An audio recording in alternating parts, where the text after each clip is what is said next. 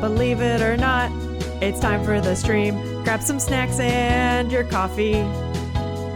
Sometimes I game or I make art. What will it be? Believe it or not, we are live. Hey, hello everybody. Welcome to the stream. Happy Thursday. It's Thursday. Look at all the dancing. Hi everybody. Welcome. How has your week been?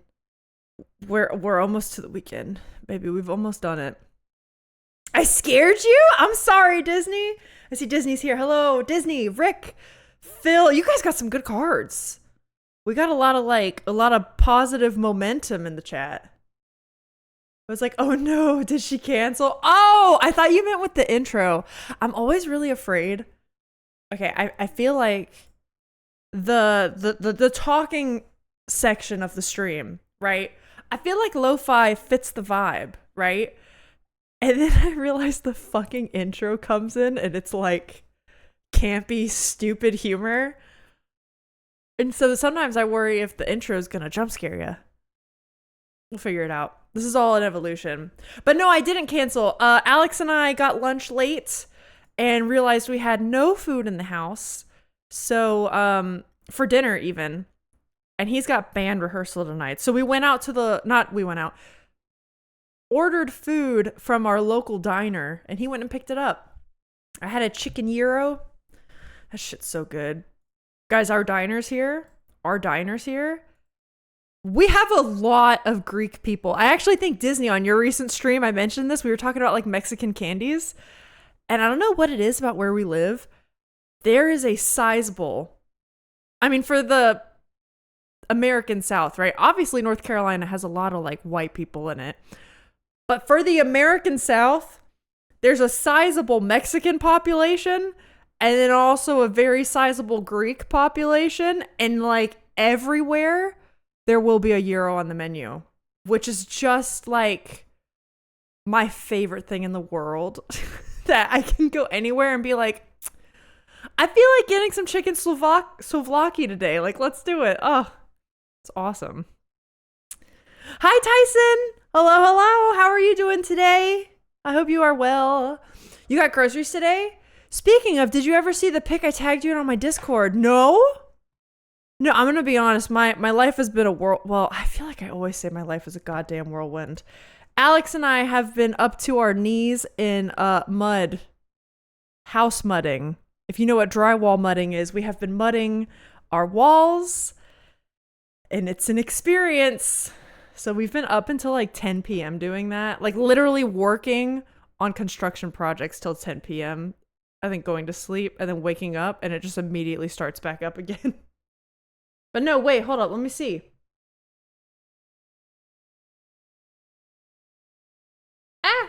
Wait, a lot of sitcom end credit songs bug me, especially the first few notes are jarring. But my tinfoil hat theory is that it's designed that way to associate negative emotion to an episode ending to get people to watch another. Ooh, I could kind of see that. The sitcom is also kind of like, I feel like it is, I don't want to say an old art form, but the sitcom has evolved over decades. You know what I mean? The sitcom isn't what it used to be. I wonder if that also is kind of like changed with the times. You know, like a lot of sitcoms don't use a laugh track anymore. Laugh tracks feel so old school now, and not necessarily bad either, but just interesting. It was in PhotoShare, but you probably got to scroll up a bit. Okay, wait, I'm on it. Sorry, I'm distracted. Oh my God, wait. Okay, hold up. I'm on it. Wait, you tagged me? Where did you tag me? Discord's in streamer mode, and so I'm also like, I'm so bad at this. Are you sure it's in PhotoShare? Shit. Disney, where? Disney, where is it? You're good? I'm glad, Tyson. Yeah, we're doing book club today. That's right, gang. I have everything set up. We're ready to do our little book club bonanza. That's going to be a fun time. I think I have some bangers picked out. There's one I'm a little iffy on, but I was careful not to pick a slow-paced book this time. And I tried to go as summary as I could. I realize, I don't know if you guys feel this way with books. I think it's easier to pick out autumnal, like fall season books, and winter. I feel like summer is really hard to pick for, unless you're going for like, I feel like romance or like rom-com type of books probably have a lot of that. I know Emily Henry. I don't read Emily Henry. I just know of her through a friend. Although I've heard I should try her at some point. But she's got like the cute little beach reads and stuff. I'm trying to pick more like fantasy sci-fi stuff because that's more my vibe. And it's like really difficult to find summer themed stuff. But that could also be my taste. I feel like the autumn, the witchy, the dark academic, the pumpkins, the like all that. It's so easy to pick that. Or pick something that takes place in like the cold climate. Snow on the ground, boom, there's your winter books. I don't know why. The summer ones were hard, but I tried my best. I think sitcoms are designed to be sort of hypnotic. That's very true. I feel like they're also designed where like you could always come back and have a sense of comfort. I used to, in my music days, I don't know if you guys know like what a day in the life is like for a musician, but you sit and practice all the time. Like, I think I spent on average 4 hours a day just in a practice room, which is a very small, it's a room that's windowless. There's just a door in. It's normally got a piano in it because it's designed for you to just sit there and practice your instrument in the driest, crudest sounding room possible. So that if you sound good in there, you'll sound good anywhere, theoretically, and you don't need that much space to practice, just thick walls. And I remember just to make the space feel more hospitable, I always had this bag I would take in with me. I had my French horn, I'd have all my music, and I'd spread it out everywhere to kind of make it feel like a little den. And then I always brought my big iPad, and I'd set that up on the piano, and I had Netflix, and I would always play The Office. The Office and Parks and Rec were like my go-to. Let's just have this on in the background the whole time while I'm practicing to make the space feel inviting. It's before Comic-Con, but after the tier list pick. Okay, hold up. I'm on it. Oh, wait! This is your fault! Disney. I'm judging your taste a bit. Here, let me show everyone. Is this it? I'm judging your taste a bit. Why did you go with these? So you got Buddies was so you could try it, right? I know I'm the weirdo for not liking hot chips, but whatever. Combos. Jack would be proud. Alex has been munching on the combos, and I feel like he still doesn't like them, but he's like, I don't know, he still eats them, and I'm like, Buddies were not great. I didn't think so either. I like regular Chex Mix way more than I liked the Buddies. Like, they weren't bad, but I was like, I'm not going to buy these again. You know what I mean? I feel like Kit Kat is one I have to eat again. I just never want to eat Kit Kat. You know what I mean? They're hot Funyuns and the Kit Kats were Phil's. Everything else is mine.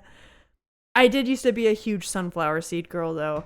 I don't know how much I've talked about this on stream, but I used to be a pretty avid softball player.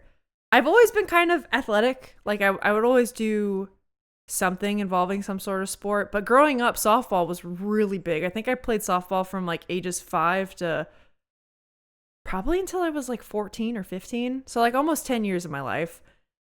And of course, over at the Little League, you know, baseball, softball fields, you lived on sunflower seeds. That shit was always in my bag. And then I remember one day I heard, this was after I played softball, thank God, but it was like, oh yeah, be careful, you'll crack a tooth opening those sunflower shells. And I was like, are you serious? That could happen? Are you for real? Oh, it's far up. She gave you 0 help. Well, I'm sorry I was tagged and I fucking missed it. I'm going to be real with you, Disney. Even my own Discords, I mean, you guys know I live with my phone on Do Not Disturb, but even on my computer, I have all Discord notifications turned off. So if you at me on any Discord, even my own community Discord, I have to go in and look for it. It's just for my mental health. It's guys, I promise. I promise. It's just otherwise I'll lose my goddamn mind. Especially with the laugh track, it does everything for you, even kind of laughing for you. Yeah. Now that I've lived without the laugh track on TV shows, I do find it a little like awkward. But I know it's a part of the time, you know, so Summer vibe is a difficult vibe to hit. Yeah. Yep. I think I did all right with this book club. We'll see. I thought the musician's life was groupies and heroin, not for classical musicians. It's staring at a wall. Although you would be surprised the amount of like after parties that classical musicians have and getting fucking drunk or raging after concerts or after rehearsals. That's real. Oh, sorry. Bless me. But yeah, that's real. And as somebody who's very like straight edge, I don't know, that was always a world like I never was really a part of. But I would go to a concert. There's one concert at Florida State. It's a really popular model that other people have since copied. It's called Prism Concert. And the idea is you have this huge auditorium, right? It's massive. At Florida State, it's called the Ruby Diamond Auditorium. Very pretty. But you have like your mezzanine seats, you have the regular seats, the stage, and then there's like all the different aisles, right? 2 on the sides, some in the middle, and then there's balcony seats on the sides of the mezzanine, right? So lots of different spots. And there's a ton of ways to get in and out of the auditorium, especially if you're backstage. There's all these like secret entrances. It's like a little maze if you're in there. And as a musician, obviously, like you get to know the ins and outs of that. Prism Concert, the idea is like there's no one spot for performances, right? So typically if you're watching like a classical concert or even like a fucking Sabrina Carpenter concert, most of the time there's like the main stage and they'll do things with like platforms and coming out and whatever. But especially a classical concert, you know, the orchestra's on stage, you're watching them, there's an intermission, they're still on stage, clap, that's it. The Prism Concert is like a ton of different ensembles. There's orchestras, there's bands, there's marching band, there's horn ensembles, quartets, quintets, there's anything you can imagine. You have to audition for it and be selected. And the idea is like one song of a group will play maybe on stage, and then as soon as that ends, there's someone playing up on the mezzanine, and then there's someone in the middle of the fucking audience playing their thing, and then someone pops up over here, and it all happens like all lights are turned on the one act, and the idea is like the other act's set up in the darkness without the audience knowing. So like the concert's just constantly going, and you're like, oh, where do I look next? And let me tell you what, some people did Prism Concert so drunk out of their ass. Mostly the experienced undergrads or the marching band people. But yeah, sometimes they would show up. We're like, boy, you gonna know where to go? Are you gonna be okay? There were never any mishaps. It worked out somehow every time. But yeah, even classical musicians get a little crazy. You got a new snack haul, but it's all hot chips and gum. I heard you say you were gonna do that on stream. I'm curious about that. I probably won't be as fiery, pun not intended, because I don't have any like opinion on hot chips, you know. But I'll watch interestedly to know what's going on. Did you guys also see that I went to like a barbecue restaurant a couple days ago and they sold Fifth Avenue bars? I was looking everywhere for Fifth Avenue bars, and they're in the middle of fucking nowhere, south of where I live. They sold like that, Yorks, and Oreos. Those were their dessert options. I was like, what? What is this? You go up to the register in a sit-down restaurant.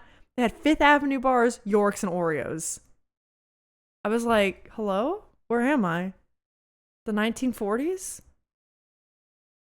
How much is there even to eat with sunflower seeds? Seems like a frustrating snack. Well, that's the thing. It's kind of fun because you get to play with your food. You just like bite it on the side. If it's like teardrop shaped, typically the top of it kind of like bursts open and then you like pick at it. So it splits apart and then you get the seed out from the middle. It's fun. I like it.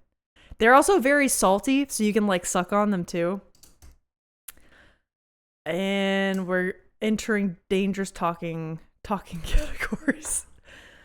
My mom had a friend that was trying to give up with cigarettes and had a big glass bowl full of sunflower seeds. I've heard that too. There's also people I've heard that used to do chewing tobacco, and that was more popular. They would replace it with like bubble gum or sunflower seeds. So she got my mom and I addicted to them because that was what we would snack on when my mom visited her. Yeah. I fucking love them. They come in Disney. I don't know if you've tried this. And again, this was when I was like a teenager, so literally 15 years ago. There was this one flavor. I love original when they're just salted. Classic. But there was this one. They probably still make it. It's like a dill pickle flavor. It's like dill sunflower seeds. That shit was so good if you want to mix it up. It was so good. Fun fact, that friend of my mom is the reason I started playing games in general. Really? The first game I ever played was Roller Coaster Tycoon on her PC. Disney, was that recent? Wait, I thought you started playing games kind of recently, no? Or are you coming back to gaming after a while? Roller Coaster Tycoon is such a goated game. It was truly an innovator. Truly an innovator. That sounds like a cool concept. The Prism concert, they're so fun. They're starting to do them now. Even like some high schools are kind of copying the concept, and I think other colleges do them now. But I'm pretty sure Florida State was one of the, speaking of innovators, I think it was one of the innovators for that kind of concert. What a random snack selection. What do you mean? Since I keep hearing prison. Oh no, sorry, it's Prism. Prism. Whoops. Fun fact. There's concerts in Finnish prisons. Annual known ones like Sorna Rock. Big name Finnish artists go and play for the inmates for free. That's so cool. I've heard sometimes prison like enrichment can be quite good. Well, I can imagine it's better over in Finland than in the US. But I know in the US sometimes inmates get like classes and stuff, and they'll learn like core subjects like in school, or they'll learn how to like sew or coding and that kind of stuff. It's neat. So cool. Yeah, there's so many flavors for sunflower seeds, even flamin' hot. Well, I could tell you, I would immediately just glaze over that. I would have immediately been like, and ignoring this one. What's next? Well, when I was younger, I played games here or there, but the Tycoon games, oh yeah, like Coaster, Mall, Zoo. So you liked those games. And then when I visited my cousins in the summer, they had Spyro and Crash Bandicoot. Those were other classics. I grew up, some of my first ones, Pokemon was my gateway. And then Spyro was soon after. That was definitely a big one for me. We played some of that. Serious gaming, though, was recent, hence zero gaming skills. I grew up on games, but they were all games. Well, no, I played Final Fantasy, but that's turn-based RPG. So it's things like the real-time events, FPS games, infamously, those I suck ass on. Hardcore. But I did play Kingdom Hearts growing up. Kingdom Hearts was a big staple in my household. Didn't make it very far in the first game. Because of how bad I was. The bosses were really hard in Kingdom Hearts 1. Kingdom Hearts 2, though! I did that one all by myself. I think it's probably better to be a prisoner in Finland than to be free but poor in America. I honestly can't disagree with you. I don't really know. I don't know. Yeah. I did see a picture on Reddit the other day where it was like comparing like, here's what a average prison cell looks like in like 8 different countries. And it was fascinating to see. I don't know, did it have Finland or was it Sweden? I think Sweden was in there, maybe also Finland, or if not, it was just Sweden. But it looked cozy. It looked like a cozy college dorm room. Oh, in high school, college, I was a hardcore Sims gamer. Hey, that counts. That totally counts. That's the same way that, like, if you play Stardew and Animal Crossing, I don't see why we gotta gatekeep gaming. You know what I mean? We don't have to gatekeep here. I mean, you didn't have to point it out. Hey, speaking of prisons, I'm in a weather prison where, remember how I left Florida to escape the heat? Have you guys heard about this heat wave coming through? I know I've been saying it's been hot. Like last stream, I think I had to go turn down the AC or whatever. Next week is like the proper heat wave. So I guess right now, shit. Oh! It looks like I have a hair hat. What the hell is that? All right, well, okay, so apparently we've been hit with like a low pressure system, so it's humid, right? Super humid here. As humid as it was where I lived in Florida. That's fucking crazy. Then phase 2 next week, apparently a heat dome is covering the eastern US. I don't know who that affects, if anyone else here is going to be going through that, but it is hitting Tuesday, where I live, 100 degrees. 100 degrees Fahrenheit. And it's going to be humid. I never even experienced that in Florida. I think the hottest it got was like 98, 99 with humidity, which that sucks ass and it's constant, but like GG's. All right, it was nice knowing you guys. We might die, might melt. The house might not be here. Why'd you take the heat with you, Alyssa? I don't fucking know. I'm sorry. Apparently I brought it up to every other East Coast American. It's nice and cool here, but my parents are going to visit my brother in the UK. It's boiling over there. Is it really? Okay, when you say boiling, though, is it like boiling for me, or is it like in general boiling? Heat dome? Yeah, Rick, I've only just now heard that phrase. I think it has to do with the fact that it's like a bubble of a low pressure system. And I guess what it is, I don't really know what that term means. It is what the meteorologists are using in the articles.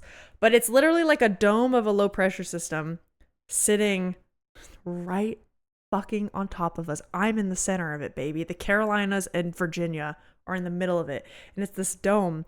And why it's so humid, which is atypical this time of year, is because apparently there's like a siphon, there's a stream of humid air coming up from the Caribbean. And this apparently rarely happens. And I was like, why? I already had to deal with the Caribbean air, man. Dealing with the Caribbean air without the beautiful beaches and the crystal clear ocean isn't worth it. It's just not. It's not worth it. Sweatstream, yeah. So every day in Texas, you'll be okay, I think. Is it that humid, though? You guys got 90% humidity? I don't know if you do. Do you? Do you? Is it that humid in Texas? Because let me tell you what, when it's 90% humid, it will feel like 15 degrees hotter. It's so bad. Okay, question for everyone. Have y'all ever eaten strawberries and get a damn seed stuck in your tooth? Yes.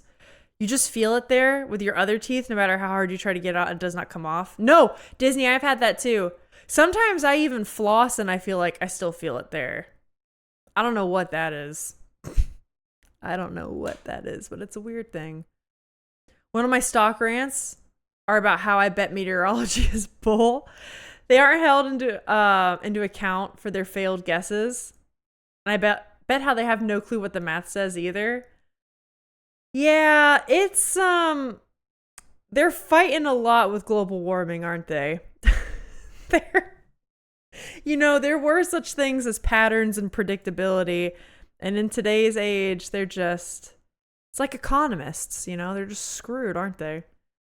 Not sure with strawberries, but popcorn kernels for sure. Oh yeah, but see, popcorn kernels for some reason I can normally get out, and a sunflower seed, and a strawberry seed I can't. I don't know what that is. Popcorn's the worst. The popcorn does hurt more though. I notice it more. Humidity's been like 65 lately. Okay, that's not so bad. 65 is kind of nice. I have been to the West Coast where it is super dry, and I don't like when it's too dry because my lips will crack. Do you guys know what I'm talking about? Like, growing up in Florida, I never had to worry about this, but I now understand why people will need to carry around chapstick on them all the time. Because when I went to the West Coast for like a week once, day 1, I woke up and I was like, oh, my lips are a little sore. Day 2, I couldn't smile without something cracking, like bleeding.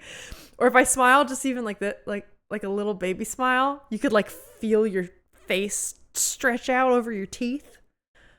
When it gets too dry, that's too much. I bet global warming is just their latest excuse, Rick. You don't actually believe that. Yeah, same. Popcorn I can get out, but strawberry seeds are like super glued to my dang tooth. Yeah. I deal with that too, and then they go away when I don't notice it. Hi, Zona. Hello. How are you? Oh, and Sting's here. Hello. Welcome in. I think I'm about to get started with book club. You guys came right in time. I hate when you get that middle lip split like right in the center. Okay, thankfully, I haven't gotten that on my top lip. I have on my bottom, and that does hurt like a bitch. And it's so annoying because it feels like you feel like it's your entire, like this part of your face, and you feel like it is being stretched across your skull. Ugh, it gives me the heebs-jeebs. I hate it. All right, but enough about weather talk. That's what's going on in my life. We're building walls. Sorry. There's just so many low-hanging fruit wall jokes we can make. But I think it's time for book club. What do we say? Chill drop, exactly. That's the low-hanging fruit. Yeah, what do you say it's time for book club, huh? What we say is book club. Okay, I want to make sure I have everything pulled up. The lo-fi music is going away because it's time for something more exciting. It's time for stuff more exciting. There's also a conspiracy theory that weather forecasts are purposefully scaring people of global warming. Temperatures 10 years ago, the weather map would have been green, yellow. Now the weather maps are always deep, deep, deep red, black, so they look scary about how hot it is. I don't know. I mean, I'm not a scientist, so I can only speak anecdotally. My winters in Florida, hold on, there we go. Got to turn the music back on. My winters in Florida used to be cooler. My last 4 years, I did not need a jacket in the winter.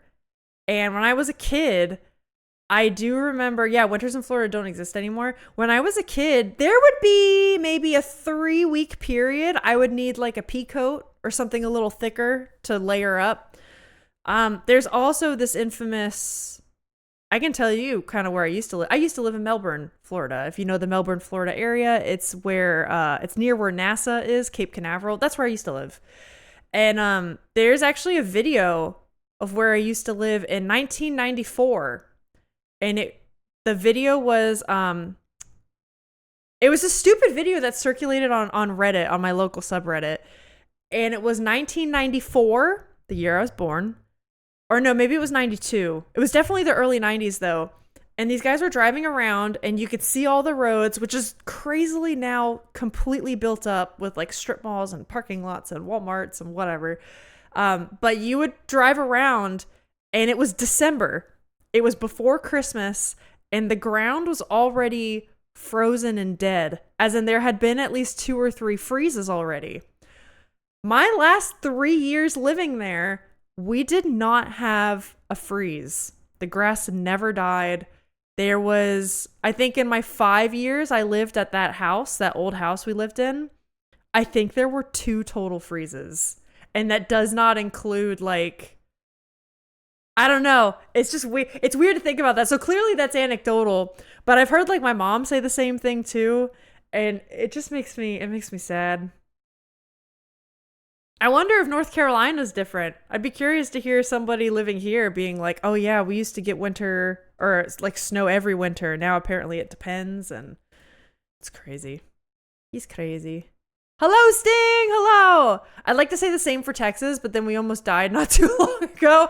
But see, that has to do with like the unpredictability of weather, right? So it will hit harder, and these like steadier patterns are no longer consistent. I mean, the weather has changed for sure. It's just weird how how the color used to be green, yellow, and now it's blood red. I get you. I'm also just kind of going on a yapping tangent. You know how I am. That's true. I could see that. Hi, Alex W. Hi, Ty. There's a clear difference between my childhood winters and the winters now here, too. Is there? See, I'd be curious about that. Or even like summers. You know what I mean? If you're in like the peaks of a season, do they feel different? Mainly on how early snow comes and how early you can start to ice skate. Oh, so it comes later now? That's sad. We got snow 3 times here this last year, and apparently that was like crazy rare, and I really hope... I know it's going to keep getting warmer. I just want it to snow. Yeah, they say we used to get a lot more snow. Then Alyssa moved here. We started getting those fucking heat domes. The heat domes and that Jamaican air coming up here. All right. Now we can mute the music. It's time for book club. It's book club time, which means it's time for the happy music. It's time. Where is it? It's time for book club! Book club time! Let's go. All right. I think most of you have been here before for book club. We're gonna vote. It's a bracket. It's fun times. Sorry, I gotta get everything set up. Okay, yeah, easy peas. It's a bracket. I will show you the overall categories. These are our categories. Is there a lot of fantasy in there? Yes. Did Alex call me out for how much fantasy was in this? Indeed, he did. But here's what I have to say. It's very difficult. It's very difficult to pick summer vibes. Fantasy or fantasy, tough choice. But you know you're gonna get subgenres. You're gonna get details. Don't worry. I don't trust my book intuition anymore. Then reverse psychology. Pick the opposite. You could try that, Phil. Wait, did you finish the last one? I know Rick DNF'd. I think you said you were gonna stick through it. Yes, I'm about halfway through it right now. I plan to finish it before the end of the month, but I like to try to do these seasonally. So since we're coming up on the summer solstice tomorrow, that's why I'm doing this today. It is a bit of a slog, I'm not gonna lie. It's a good book. It's very slow paced. And if you're not used to reading a more slower paced book, the whole point is like, it's less about the characters because there's like a cast of like 35 fucking people in this book, which is really cool. But because of that, it's such a slow paced thing. And you're like constantly kind of in it for the world building, which is fascinating. But I'm not used to reading that slow of a book, especially that dense with that much going on. So I am about halfway through it. I do intend to finish by the end of June, and then I'll probably jump into this for like a happy little jaunt of a read. Most of these are shorter and faster paced for that reason. I will not be going all in today. No, Phil, we want you to go all in. Do it. Hear me out. Fantasy. You'll see. There's a reason I picked so many fantasy books. Okay, one book club. We could have one of the voted out ones return for the final vote. Oh, maybe as a third option by doing a marble race to choose which one. Rick, you want to put that in the suggestion box? That's a great idea. I do sometimes recycle. There's actually... Hold on, let me check my book tabs here. One book is making a return. One book out of these 8 is making a return. It has been on the bracket before, not necessarily a final round. So sometimes I will recycle them, just in general. But that's also a really good idea if it's made like the finals before, you know? Yeah, it's a fun idea. I think so too. All right, well, we'll go ahead and start with the first round. We are starting off with fantasy versus fiction. All right, so this fantasy book, it is a standalone at 304 pages. I can also tell you this is a newer release. It's a cozy fantasy. It's supposed to give like kind of like Legends and Lattes type of vibes. I think there's the teeniest bit of a romance through thread, but not enough for me to like include it. There is some historical backgrounds. It's based on British mythology. Witches are involved. Okay, wait, 1 of 5, but I can explain. 1 of 5, but they're all standalones. So you read this one book and you can say, cool, that's it, I'm done. If you want to read more set in the same universe, Alex, shut the fuck up. If you want to read more in the same, like, world. Yes, it is like Murderbot. Thank you, Disney. Thank you. Just get out of here. If you want to do that, you can. It's also only 213 pages. The fiction book, it is fiction and not fantasy. So it feels, you know, it's a little more rooted in reality, literally, magical realism. It's a contemporary book, so it takes place like in this world you and I live in. Countering to the British thing, it takes place, I think, in Japan. There's like a time travel element. Let's set up the poll. All right. Which book? We have the fantasy and we have the fiction. Let's set it for 5 minutes. Allowing additional votes. Go, go, go. Vote in the polls. Tyson wants fantasy. Okay, okay. Let's go. Tyson, you should be able to see in the chat box above, you should be able to click on the poll and you should be able to vote if you want. Speaking of, y'all need to watch the show. I know. You know, we actually have, I think I told y'all, Miss Leopard, good friend of mine. She is obsessed with Murderbots. It's one of her favorite books. She has obviously watched the show. I think she's going to make us watch it. She's coming up to visit in like 3 weeks and we're going to watch it in our movie theater room. That's what I think we're going to do. I bet I know which one book it is. Oh. Okay, Rick, wait, don't tell me if you know it. Tell me after. I want these books to kind of be a surprise. Like if you want to guess it, you can. But try not to put it in chat if people want to be surprised, you know? The show is great. I want to watch it.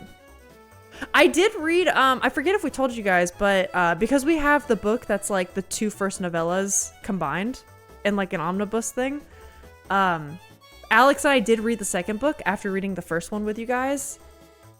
What's it called? Artificial Condition, I think. Artificial Condition's really good. The voting's going to be really funny when it's fantasy versus fantasy. Okay, fantasy currently has the lead.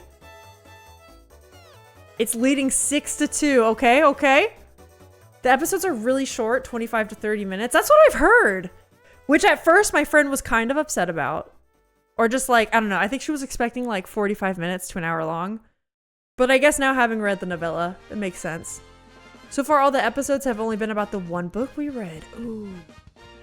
You loved the second book. I do feel like Disney, I think you would love some character back and forth in the second book.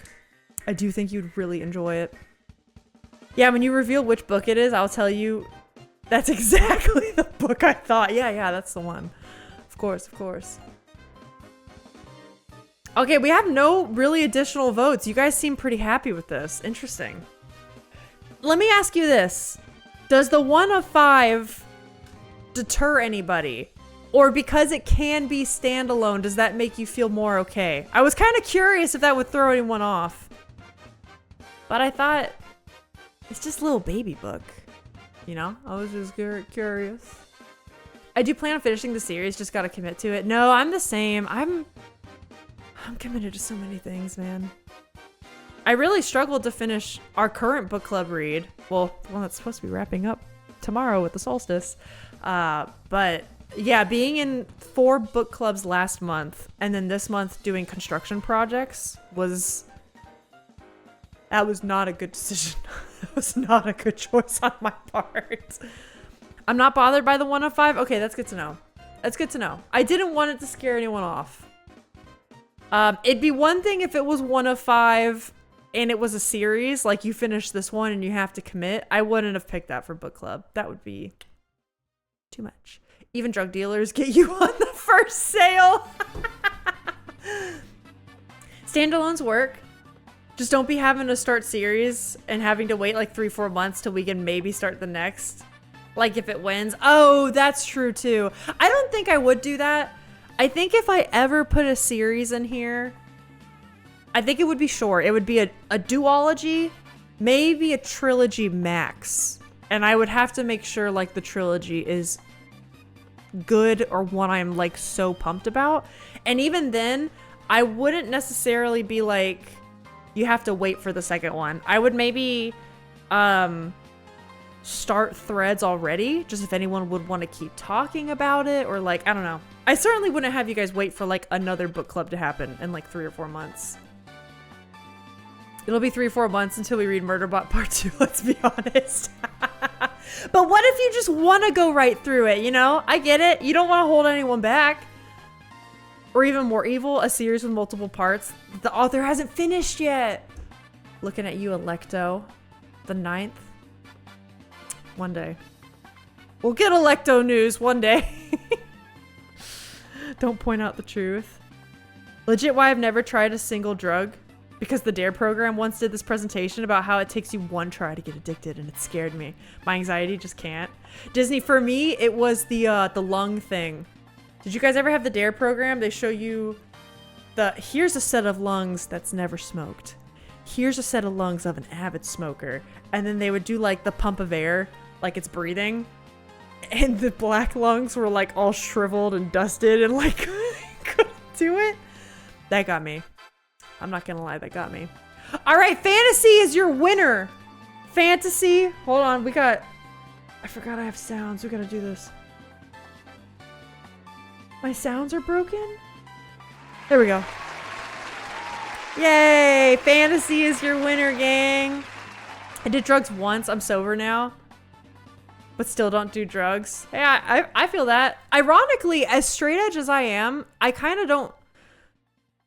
I'm not like, oh my god. I'm not a prude and like no one should do... Like, I don't know. Just be responsible, be healthy, take care of yourself. I'm not here to judge. Hell yeah, Phil. I mean, also, I don't know. I'm just not here to judge. If you like being sober, that's great and all. But, you know, if you also do something, I don't give a shit. It's your life. Just don't push it too far. Rebecca Yarros with Fourth Wing. The books are going to be like 5 books. She just released the 3rd. Also, isn't that a new plan? It was going to be like 3 or 4 and then she extended it, right? She just released the 3rd one earlier this year. It's legit taking a break to write unrelated book before starting the 4th. That kind of happened with Electo too. The Locked Tomb was supposed to be 3 books. It was Gideon and then Harrow. And then right now it's Nona the 9th. They were supposed to go straight into Electo the 9th as a final book. And when she started writing it, she realized this is going to be too long. I'm going to break up the book into 2 books. So now we got Nona and that one was published. And Electo is in purgatory still right now. Let's go. I don't know why I drink even. Not worth. Only coffee is worth. Yeah, I feel that. Well, with tea. Alyssa gets hyper enough without drugs and alcohol. I do. Sometimes I get into this like funny daisy hysteric state. And it's like I'm drunk. Alex, you know. I don't even need it. I don't even need it for a good time. The fear tactics in the early 2000s was a wild time to grow up. Yeah. Coffee's my drug of choice. It was always going to be 5. Same, but then again, 90% of my diet is Big Red. That might explain things. I mean, don't they say, humans can get addicted to anything. Sugar can kind of be like a drug in a sense. All right, round 2 though. It's time for round 2, gang. It's time for sci-fi and fantasy. Okay, your sci-fi pick. I think this is the only sci-fi pick, right? Hold up, let's check. This is indeed the only sci-fi pick. Just throwing that out there. But the fantasy does also sound really interesting.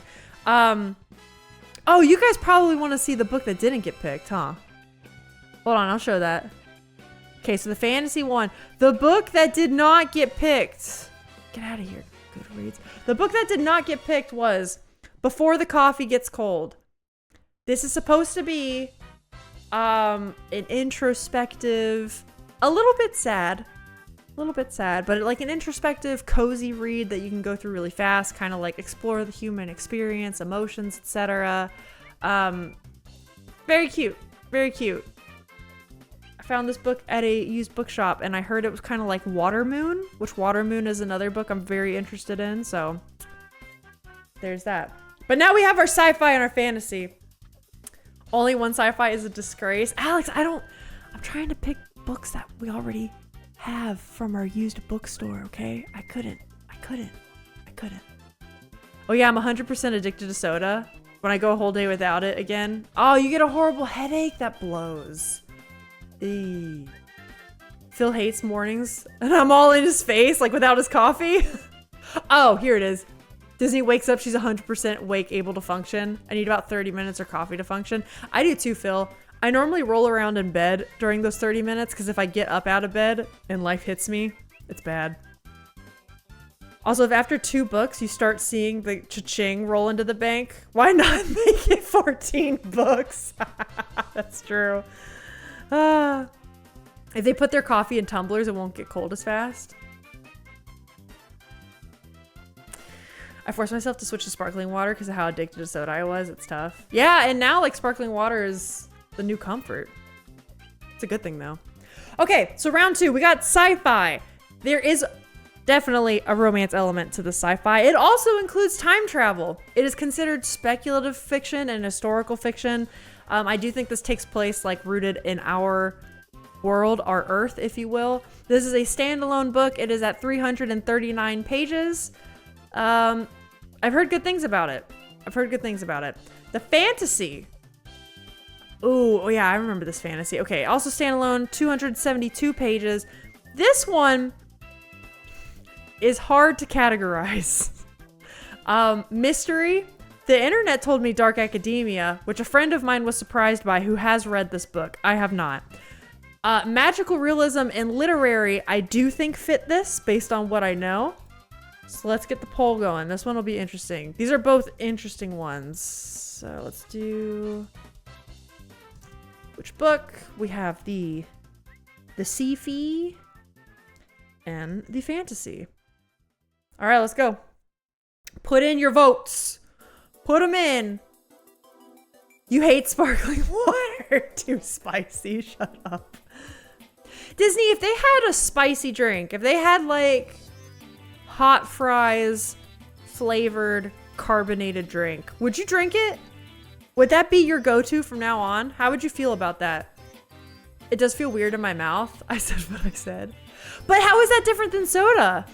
I ask this as a non-soda drinker. Like, I genuinely don't know. How does sparkling water and soda feel different in your mouth? Allergic to water, true. I'm voting for sci-fi out of principle. And solidarity, sci-fi? All right, y'all gotta vote for sci-fi then. All right, sci-fi. It's the same exact vote as last time right now. Nope. All right, 7-2. Sci-fi's taking a lead. Who voted for fantasy? I will try it, to be honest. Alex has told me he sometimes puts like sriracha in soups. Sriracha is one of his favorite spicy sauces to add on things, right? He's added it to like soups or ramen before, and he said that like a spicy drink is harder than spicy food. I know what I'm about to say is gonna sound crass, but it's because of the way it goes down his throat. Do you know what I mean?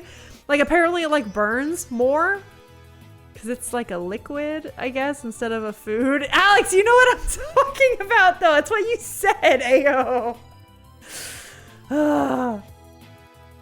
Okay, I was wrong about my guess. I thought it was a past sci-fi book, but that description does not match what I had in mind. Ooh, okay.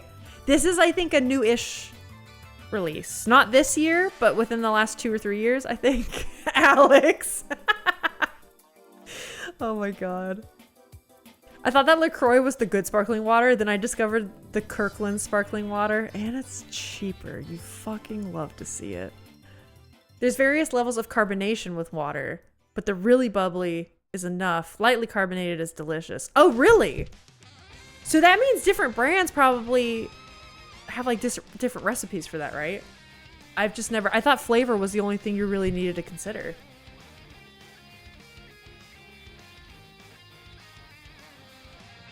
Okay, in my defense, some of my favorite alcohol is spicy. So Jack Daniel's cinnamon and tamarind vodka. Interesting. Cinnamon flavor is so interesting to me. I haven't had much that's like cinnamon flavored. Because to me, sprinkling cinnamon on a baked good versus like the cinnamon flavoring are two very different things. I don't know why in my brain they're just like they're separate entities. I love cinnamon in baked goods and on food, in drinks, whatever. And then even the cinnamon flavoring, the only time I've really had it, because I don't really do fruity drinks, you guys know, or not fruity, but like flavored drinks. I just drink water and tea, and that's really it. Cinnamon in my tea, delicious. So that's all I got. But I do love, you guys know like cinnamon flavored gum? Like Big Red the gum. I know Disney, you have Big Red the drink, right? Is that the same? Big Red gum is my shit. I love Big Red gum. And I know that might sound crazy because I don't like spicy food, but it's a different kind of spicy.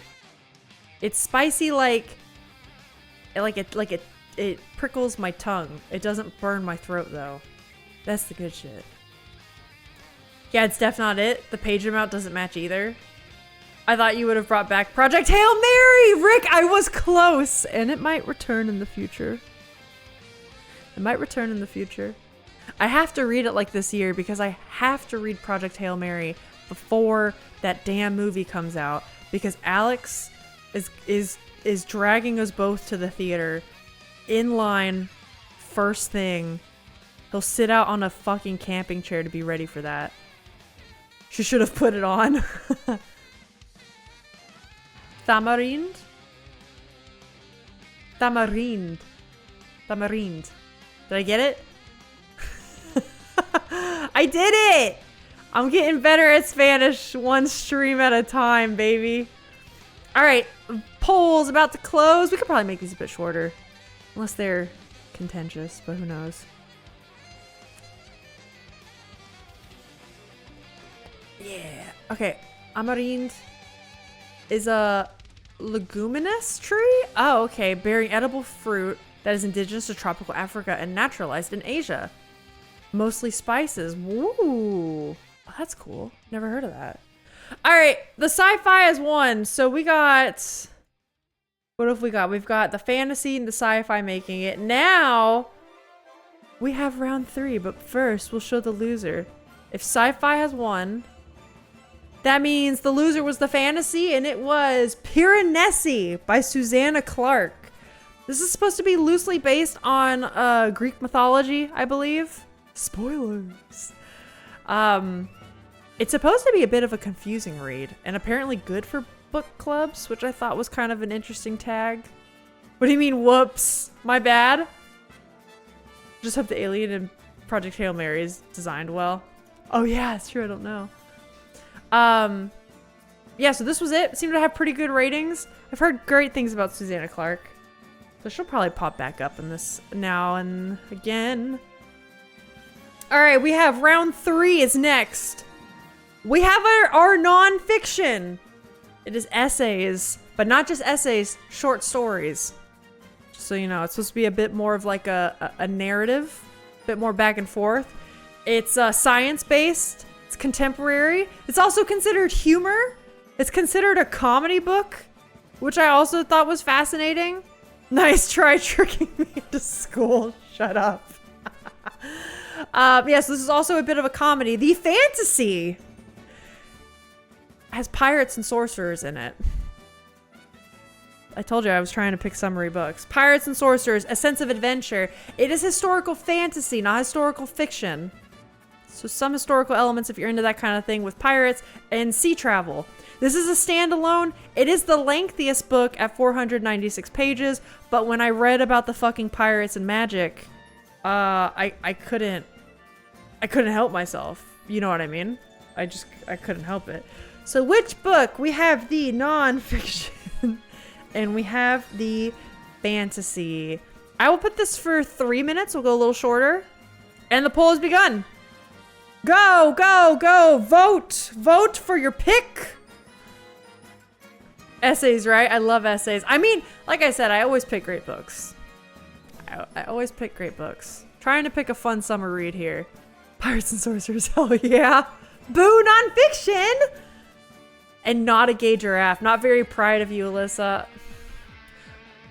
What if I told you that I'm fairly certain the fantasy book is also a queer book? But I wasn't sure on that, so I didn't put it in the description just in case. I don't want to lie. I do think it's a queer book. I think a couple of these books are queer books. I just wasn't sure, and I didn't want to lie about it. So I didn't put them in. I think the answer is obvious. Essays, right? I love essays. If you're going to ask me, hey, Alex, you want to read a bunch of essays or read about pirates? I am asking you that. What is your vote? Let your vote speak. Somebody voted for nonfiction. Somebody did it. See, people are interested. But do you love essays more than pirate sorcerers? I don't know if they're one and the same. Maybe they are. I don't know. That's kind of an interesting thought. I don't know. Okay, I'm glad we did the shorter time for this because I think the answer is clear. I think the answer is clear.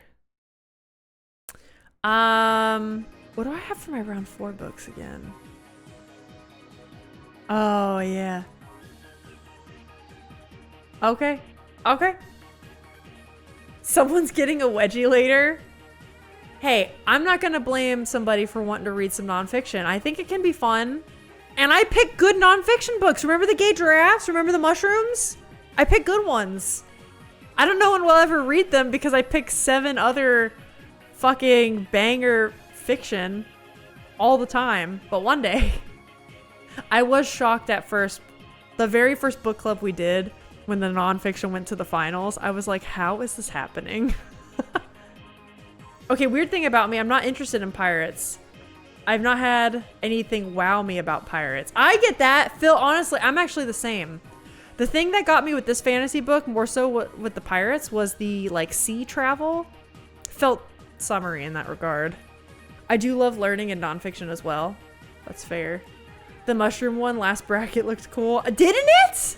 That one also might make a return one day. Depends on how quickly I get through all these books on my own time. They could.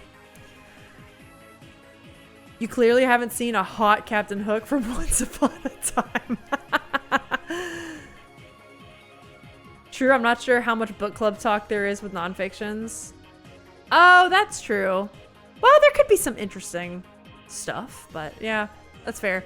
All right, we have our winner. It's fantasy, so I will show you the loser. The loser is, ironically, we saw this book in the tiny bookshop game we did. This is The Anthropocene Reviewed, Essays on a Human-Centered Planet by John Green. So each chapter of this is just an aspect of something humans have made. And John Green's thoughts on this. And it's quite funny. Oh yeah, from the QWERTY keyboard to Halley's Comet to penguins of Madagascar. I think one of them is even on like, hold up. Anthropocene reviewed chapters. Some of them are wild. One of them is on Monopoly, the academic decathlon, the plague. Yes, like the bubonic plague. Just interesting little bits. Worse, one of my favorite authors. Phil. Okay, wait, if you haven't read this book, then you'd love it. It's all of his character and charm and humor in these quick little bite-sized chapters about just like really interesting shit. It's awesome. LOL, John Green. The Green brothers are great. They are. Imagine Alyssa said, let me show you the loser. And then shows a photo of Phil. Shit, Disney? God damn, you're savage. So that was it. The fantasy lives on. And now we have our final round. This is Alex's fantasy on fantasy. What he has made fun of me for. But they're extremely different. We have a dark academia, one on institutional oppression. Elephants of magic. Elements of magic, of sci-fi and urban fantasy. It is a standalone at 430 pages, and that is going up against the internet told me horror, but I know this author. I'm gonna call it dark fantasy. It's dark fantasy. It's a fairy tale retelling, if that's your thing. It has a strong element of magic. It also takes place in the Regency period. So if you're a fan of like Jane Eyre, Pride and Prejudice, that kind of thing, takes place with that. I see all you motherfuckers. I'm thinking fantasy. Tough choice. Actually, maybe fantasy. It's gotta be fantasy. I wouldn't say it's a period piece. Because it's definitely... It's more magical than like a Pride and Prejudice. You know what I mean? So, there's that. You might be right. I'm gonna go with fantasy. This is also a standalone at 321 pages. That's something on my keyboard. Alright, and I do recognize that I'm gonna have to put the same thing twice. So I'm gonna put dark academic and dark fantasy. Alright, go, vote! You want the sci-fi fantasy one? So the top one?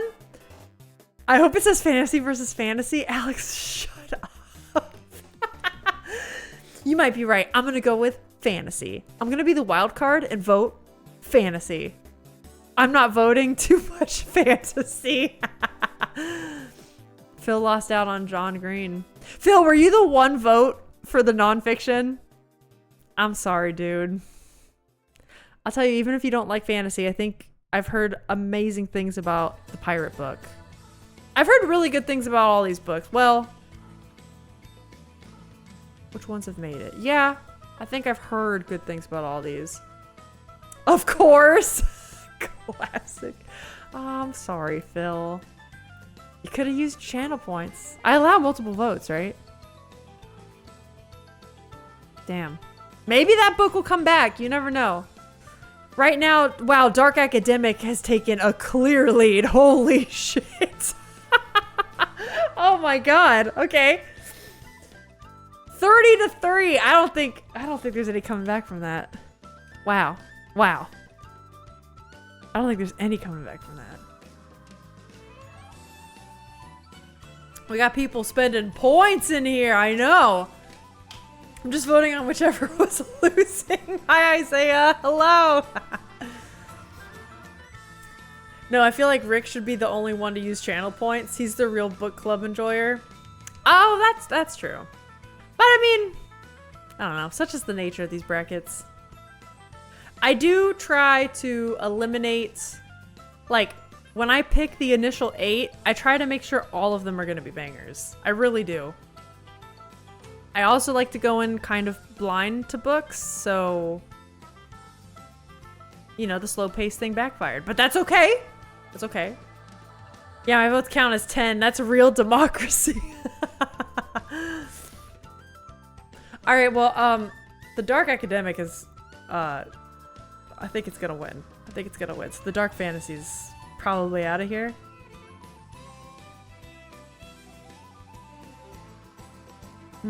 Yeah, okay.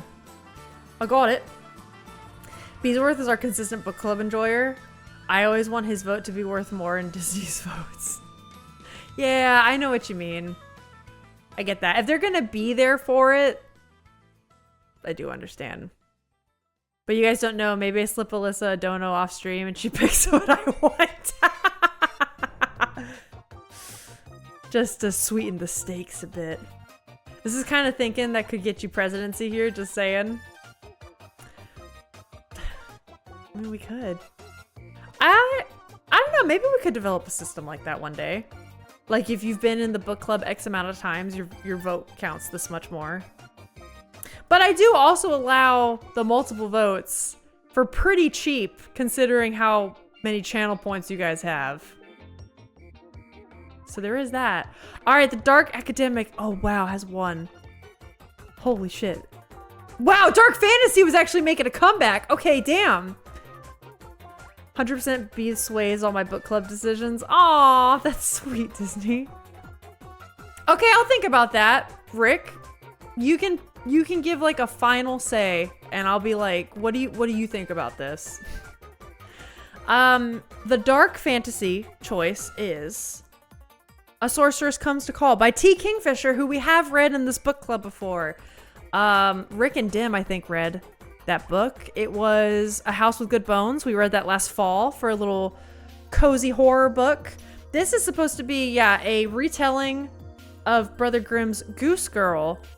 And I've heard this has gotten fantastic ratings. And apparently T. Kingfisher is becoming more and more well known for her fairy tale retellings. She's been doing quite a few of those and they've been picking up even more steam than her horror stuff. So, oh, actual special powers, dang. Yeah, this is supposed to be a good one. All right, so that leads us to the results. What have we got? What have we got? We've got the round 1 winner, fantasy. The round 2 winner was actually the sci-fi. We have the round 3 winner was the fantasy and not John Green. Rest in peace, Phil. And ironically, this doesn't matter. The fantasy won. So we have 3 fantasies and a sci-fi coming at you, right? Oh my gosh. Fantasy, sci-fi. Yep, fantasy. So these are our brackets. Oh boy. So we have in bracket 1 for this guy. Hold up, we're on round 5. It is book 1. Whoops, versus book 3. Whoops, hold on. This is fine. This is fine. This is fine. We have our fantasy versus our sci-fi. Wait, what's happening? I'll actually join book club if I ever finish reading TVD. What's TVD? Kingfisher cool. Yeah, Bones was good. Yeah, her reads are typically like, they're quick, they're easy to digest, which is what I wanted to go for with this. Dang, rip me. You know, because sci-fi is the lone sci-fi, it's def gonna win, right? Probably, it might. Is the last round going to be fantasy v fantasy? It could. Oh, Vampire Diaries! Okay, gotcha. Alex plotting behind the scenes. He could be. I did show him the categories, but he doesn't know what books they are. Okay, so for this, which book? We have our cozy fantasy, British mythology inspired. It's got witches, a bit of a historical vibe, versus the sci-fi. All right, let's go. Start the poll. Vote. What you got?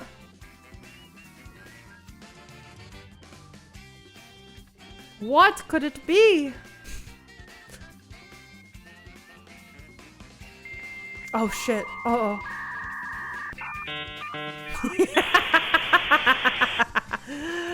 Hey, that's a good one. God.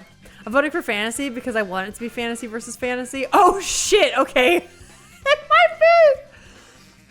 Phil's predictions might have just gone out the fucking window. Holy shit. Fantasy is taking it right now. Wait, sci-fi's making a comeback. Sci-fi's making a comeback? Uh-oh. Yeah. Do you guys see this? Can I move it over? Look. Look at this. What's gonna happen? Oh, shit! Piss off, people! Look at it go! Oh my god! I voted fantasy. Don't let my vote sway you, though. Clearly it's not. You all are going for the sci-fi anyway.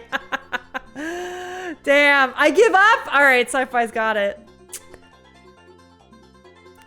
Dang.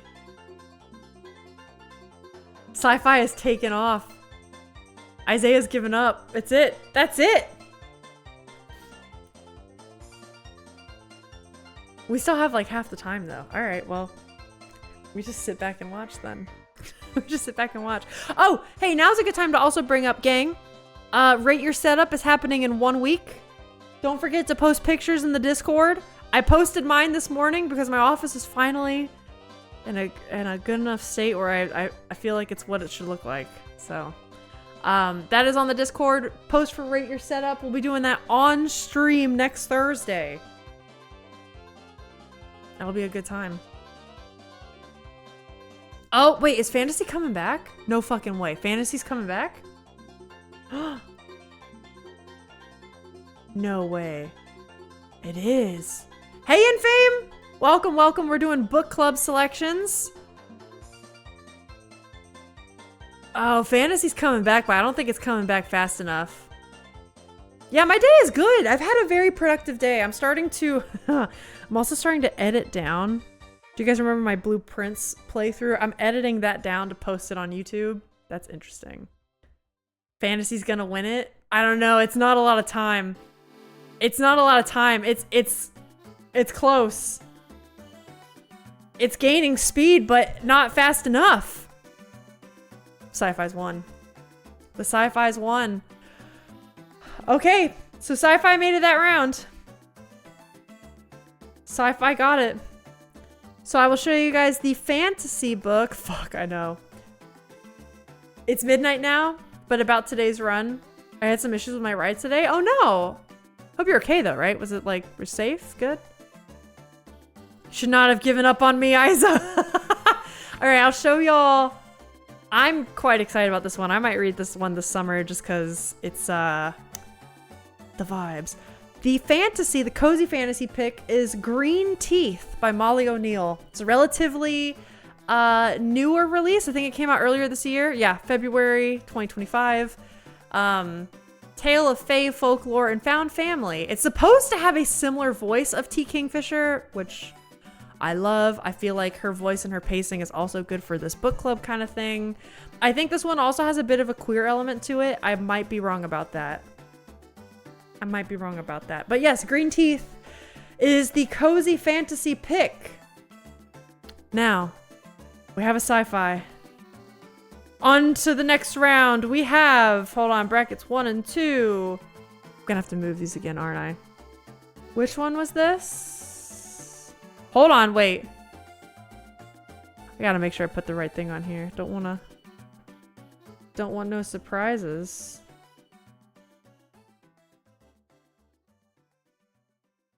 Okay, this one. Sorry, I don't want to reveal anything. Just in case. Where's the pirate book? Pirates? There it is. Okay, so this one goes down here. And this one goes up here. There we go, perfect. Okay, we're back. We're back. This is Fantasy v Fantasy. Alyssa, redo the poll. I can't. It's been chosen. Turns out the chain got loose from yesterday's racing attempt. Oh no. So I took it to the mechanic shop, hoping to get the front sprocket. Hoping the front sprocket is fine. I hope it is. I hope it's also not like a costly repair. You know? We should do a book club on the Vampire Diaries series so I can finish the 3rd book. I'm gonna be honest. I didn't even know they were books. I know Vampire Diaries, the TV show. I had no idea they were books. Kind of makes sense though. Alright, so for this poll, we have fantasy, the pirate fantasies. So I'll do which book? We have, whoops, spelled pirate wrong. That's not good. Pirate fantasy. And the other one we'll call Dark Academic. All right, 3 minutes, multiple votes. Go, go, go. These are 2 of some of our longer options. But I think they're hefty but mighty, you know what I mean? Okay, it's gonna be cheap. That's good. That's good. Show is loosely based off, or the show is loosely based off the books. Okay. I didn't even know that. It's cool. I mean, I love me some vampires, so maybe I will give it a try. Motorcycle maintenance is cheap compared to cars. Yeah, car maintenance. God. Sometimes that is awful. Sometimes it's awful. All right, here's what we got. Guys, I ate too many chips. I feel sicky now. No, Disney! I'm so sorry. The pirate fantasy's taken over. Pirate fantasy has done amazing numbers already. Damn. Magic fantasy? Which one is that? You want to do the... Oh, the bottom one then? Yeah, it's already been done. Okay, that's good. I'm glad it wasn't expensive then, because that's God. Unplanned. I mean, I guess all car problems are unplanned, but you guys know when you get like an unplanned expense, like a medical expense, a car expense, something happens to your house. That's the worst. That is the absolute worst. Ugh. All right, we're about halfway through, a little more than halfway through the voting. Pirate Fantasy still has a very strong lead. We should read the books and then do a watch party of all 17 seasons of the show. I can drive that one. I mean, at any time, if you want to pop in the Discord and host a watch party, you can. But that is, Isaiah, that's a hell of a commitment. And I can barely commit to streaming 3 days a week. That's a lot. That's a lot to do. All right, Pirates still have the strong lead, and it seems like nothing's moving. I think this might be it, gang. Hosting watch parties is boring. People rarely show up. Yeah, I mean, it depends. You kind of have to, like, build up the hype and then, like, make sure people are available. I mean, even whenever I do, like, watch parties where, like, we've met a goal, right? Like a sub goal or a cheer goal or something. It's always like a fraction of the daytime audience. Some of that might also be because of time. Because I tend to do it at different times than when I stream. Granted, I let y'all vote on that. That's not always my fault. But yeah, it's just kind of like the nature of the beast, you know? That's how it goes. Alright, a couple seconds. Pirate Fantasy seems like it has won out. So we will bring up the other winner. Hashtag blame Phil. Didn't the show go completely off the rails and ignore the books fully? I feel like a lot of shows do that. Y'all remember 2003 Full Metal Alchemist? That's like my favorite example of this, where the manga wasn't done yet. So they followed the manga pretty closely, and then they're like, we're filling in the whole second half with our own shit. And now compared to Full Metal Alchemist Brotherhood, it's like wild how different that story is. It's kind of cool that we got two different versions of it though. We should watch Bohemian Rhapsody? Catsidy? Oh, it is Catsidy. It's so stupid yet so funny. All right, I'll show y'all the, okay, yeah, Dark Academic. The Dark Academic is actually one that's been on this list before. And it made it further than it did last time, but not the final round. It is Blood Over Bright Haven by ML Wong. Look at how high this fucking rating is. Look at all these ratings. Look at how high this is. That's crazy. That's crazy for an online rating. This is supposed to feel steampunky, kind of like a bit arcane, dark academic, like institutional oppression.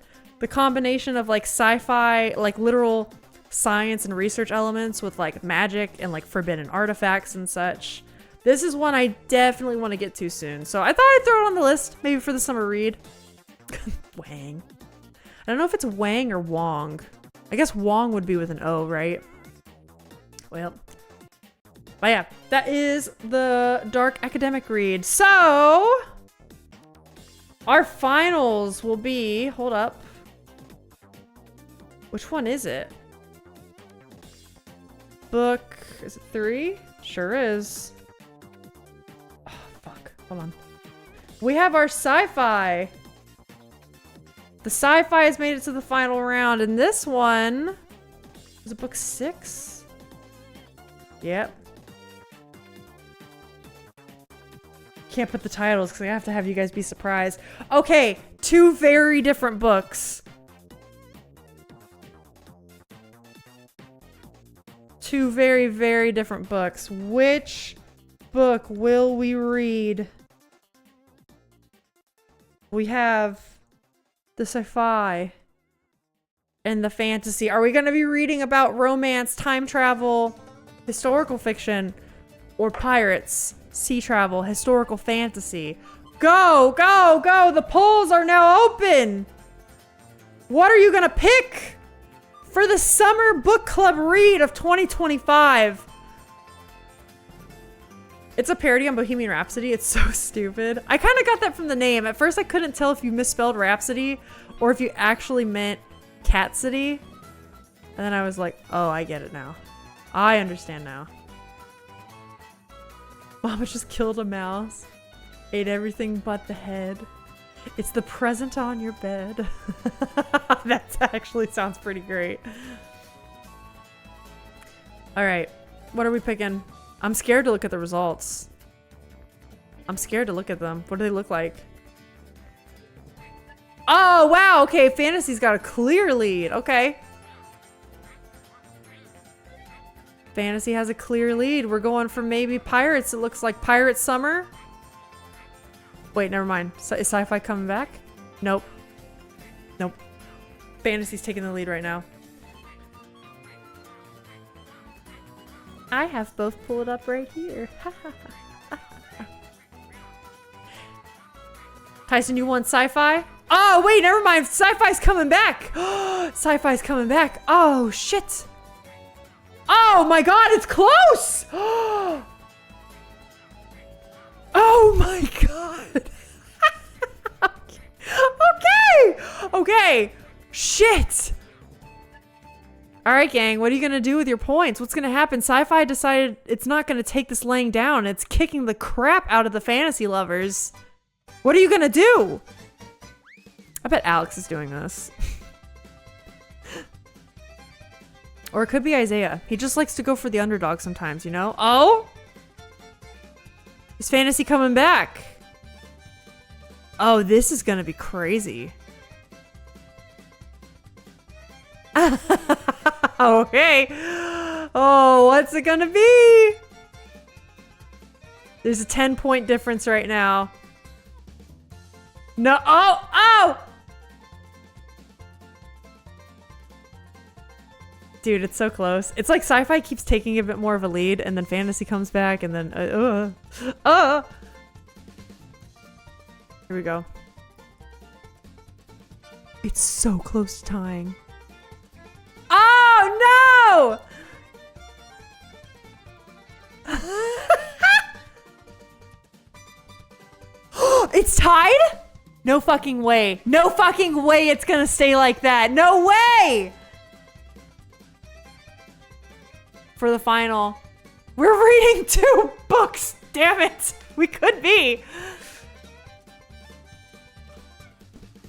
By 2 votes. That won by 2 votes! Rick, yes! Clutch! Fuck! Hey, so Rick, the fantasy is the one you wanted? That's great. I'm glad. I think you'll enjoy this. Hell yeah. Okay, I'll start by showing you guys the sci-fi one. Fantasy wins. I mean, we knew it. When there were going to be 5 fantasy options, it was going to be Fantasy Summer. Okay, so this one is a debut novel. It was published last year, so that's why I say relatively new. The sci-fi novel is called The Ministry of Time, which I literally walked through Barnes & Noble a couple months ago. This was out on display, and the employee walked past me and went, I just finished reading that book, and it was so good. And then she walked away, and I was like, okay, interesting, interesting. It's like time travel romance through like, yeah, very important moments in history, that kind of thing. Great suspenseful ending. I know, right? We love when that happens with book club. Wait, this looks interesting. I told you guys I pick good books. I pick good books. I pick good books. I try, man. I try. I wanted to write to chat to get other people voting for fantasy too, but couldn't take the time of pressing. Yeah, you have to keep pressing the vote button. You can't take the time to type. I get you. But I think you all will be very happy with the actual pick. So, imaginary drum roll, please. This also has amazingly high ratings online, on Goodreads, on Storygraph. This is The Adventures of Amina Al-Sarafi. Look at this cover. Look at this cover. This is the best cover you've ever seen in your goddamn life. Wait, Alyssa, move. Move. Oh, the chat's in the way. Wait. Where is my chat? Look at this cover. It's so pretty.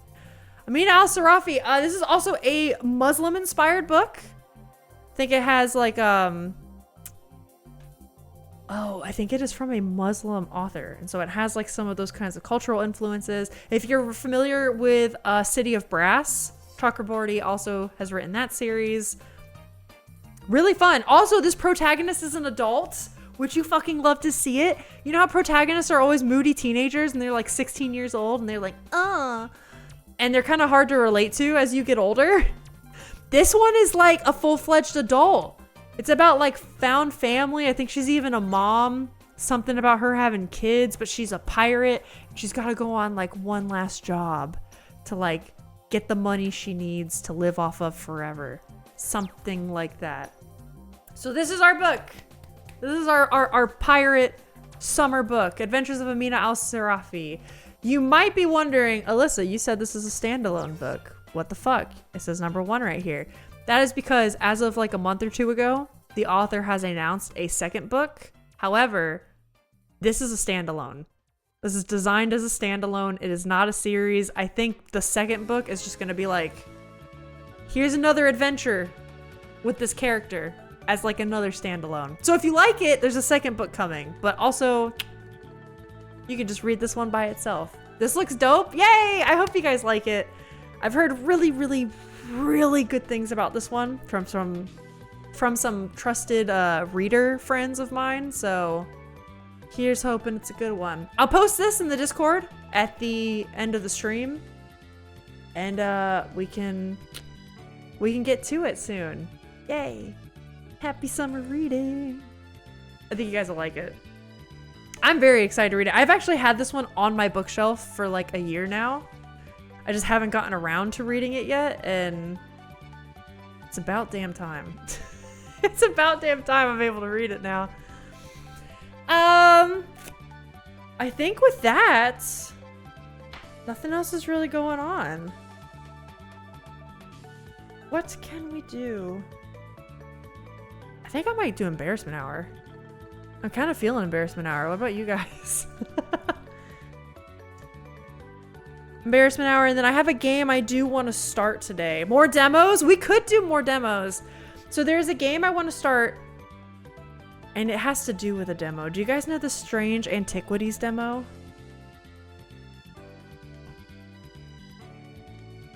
Let me pull that up.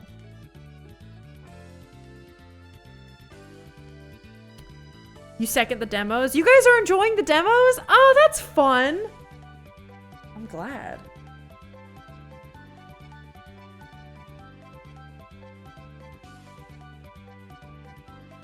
This music is so hype.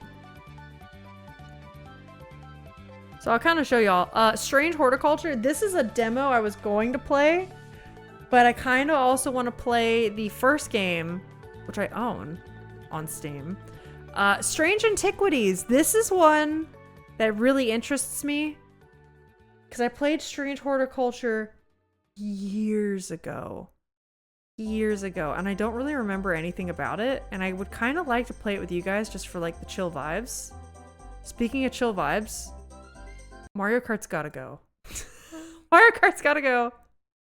There we go. We're back on the chill music bullshit.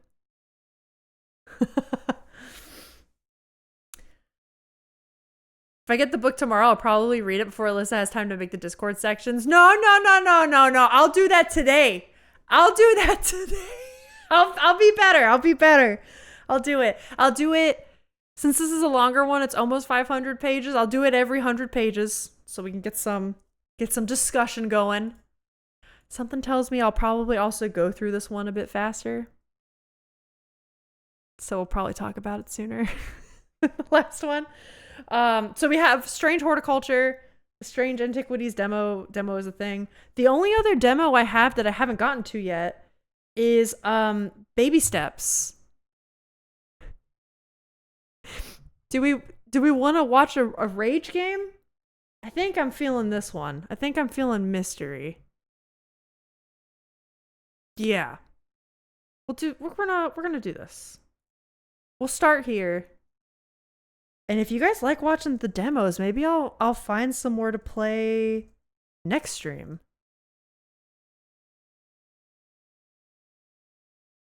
Okay, let's do this. Actually, just Strange Antiquities have a demo. Let's... Not a demo. A category? Oh, it does.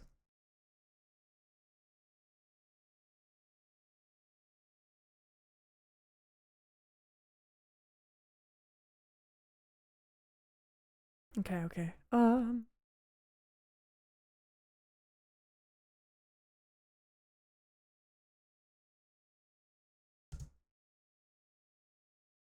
Playing before the second game comes out. All right, cool.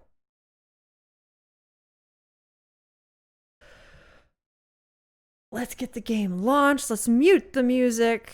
Gotta move this over. So much is happening. I'm also very curious to see how this book read is gonna go because I'm also not normally a pirate person. Not that I dislike pirates, because I mean, like, you know, when I was a kid, I was like, oh, Pirates of the Caribbean, that's fun, wow. But I'm not normally drawn to pirates and like ocean stuff. But this book is supposed to be something special, and I'm ready for it. It's just Strange Horticulture. I'm glad to know you guys like the demos too, because I'll actually go out and look for some more demos to play then. I didn't want you guys to find the demos boring. Alright, let's do this. Oh, is that loud? Oh, that seems loud. That seemed loud. I'm sorry. Can we... Is there like a settings? Hello?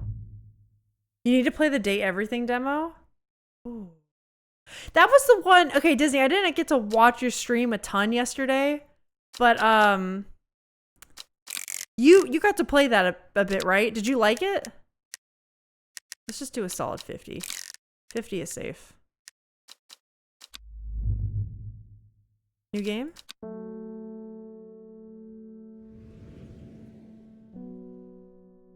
Ooh, this is cute. Okay. So maybe the next time we do demo day, you guys can also send me demos, especially like newer ones. I know there was just Summer Games Fest and Next Fest. Baby Steps is one we haven't done. Date Everything.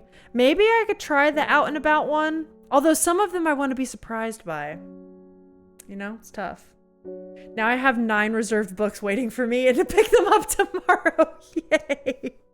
That's awesome, Rick. Especially because you get more time to read now. Hell yeah. Strange. I'm not sure anymore. It said available. I reserved the book and now it says I'm 6th in line. Maybe it's just bugging out. Yeah, I guess you'll see tomorrow then. I mean, if not, you'll get it at some point within the 3 months. Okay, so welcome to Strange Horticulture. I barely remember anything about this game. Played it once years ago, and I just remember it was cozy. Played it during some rainy days. I think we're just gonna run a little plant shop. It's gonna be cozy. The streets of Undermere are narrow and claustrophobic.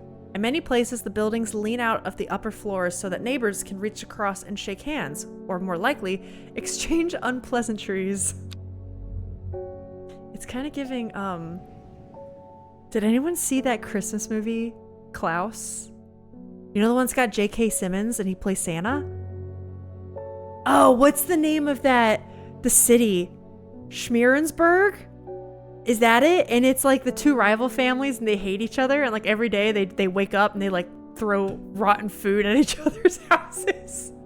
It's kind of like that. Maybe that's a niche take. Maybe I'm the only one that knows that film, but it kind of is like that. You don't know that film, Klaus? Hold on. Hold on. Wait. I have to look this up for y'all. Cause it's a good Christmas film. It's cute as hell.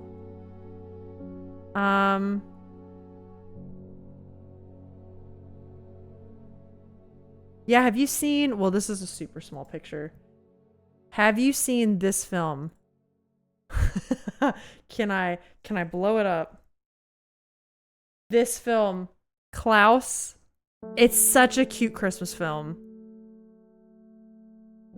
But it takes place in like a city that's described exactly like this, but everyone hates each other. So the buildings are all tall and really close together and rickety and falling apart. And it's like every morning they wake up and they like hurl their rotten food at each other because they're just like, piss off.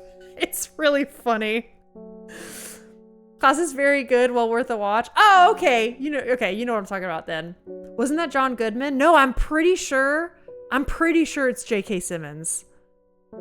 Never heard of it, but definitely on the watch list now. It's perfect for Christmas. It's a really good take on like the Santa origin story. Also, Rick, it probably includes, you know how like Finland, you guys take credit for Santa? Or like, not credit. What am I trying to say? Santa is very special to the Finns. Uh-oh. I know this about you. Oh!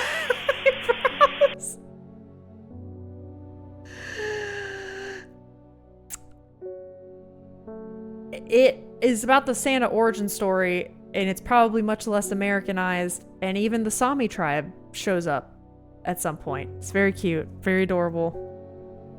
Love it. Damn, girl, wax your eyebrows. Must have completely mixed up the voices. No, I just watched it again this last winter, so it's fresher in my brain. Anyways, what are we doing? We're playing a game. Alright, Strange Horticulture is a small shop situated away from the main thoroughfares, but it has the advantage of being one of the few buildings in Undermere that stands alone. Plants, you may have noticed, need light, and light is in short supply at street level in this town. Oh, that's true. If you don't got windows, it's kind of rough.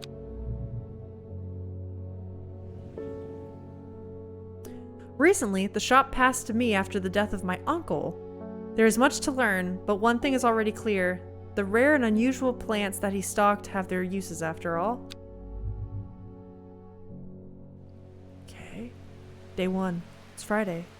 This game features some small text. If you're having difficulty I'm good. I'm good with my special eyes. Oh. This is smaller, but I can still read it. I found it. An excerpt on the elusive wandering Bew, I think. Come to the library in Ambleside, and I'll tell you all about it. I even found something on the gilded dendra. I'm gonna be reading Latin plant words, aren't I? Okay. That might be of interest. Signed, Simone. P.S. Give Hellbore a good scratch behind the ear for me. Who's out? The kitty? I forgot about the kitty. I can't pet him! You bitch. Okay, I can pick up my plants. That's cool. Can I organize them? Closer inspection. Drag a plant here to take a closer look. Oh, so I can see them close up. Get a little bit of a read here. We take credit for Santa. Yeah, because it's true. I just know Santa has a very special connection to the Finns now, okay? Maybe all Scandinavians. I don't know. All the Nords. I still get that mixed up. Okay, the will to explore. I'm reading stuff behind my my camera right now here, so y'all can see. Oh! Wait! Why is my chat box over here? What? Okay. The will to explore, a closer inspection, and a rising dread. I don't know what any of that means, but here we go. No, just Finn's. He's ours. Oh, so this is like my desk. Okay, I don't need a hint. Items. What is this? Book of plants. A note from the author. I can't speak or do anything today, apparently. We're off to a great start. A note from the author. This encyclopedia can be used as a reference to help identify plants. Note that where I have included sketches, these are not always intended as an aid to identification. Often the description will be more useful to you. Remember to take extra care when dealing with poisonous plants. I might kill somebody. I might kill somebody in this game, won't I? I accept no responsibility should injury or death occur as a result of misuse of this encyclopedia. Yeah, if you come to my plant shop, you're gonna have to sign a waiver. I take no responsibility. You're taking this plant on your own. At your own risk. Oh, maybe we can put these in like alphabetical order? I don't recognize some of these. We definitely don't have a mushy. Forest camphor, harlequin blue. Okay. So this is just for information. Let's put you back. What is this? This is some witchy shit if I've ever seen it. It's very random though. We got like Egyptian symbolism and like a trident right by a pentacle. Okay. Oh! Magnifying glass? It's like blueprints.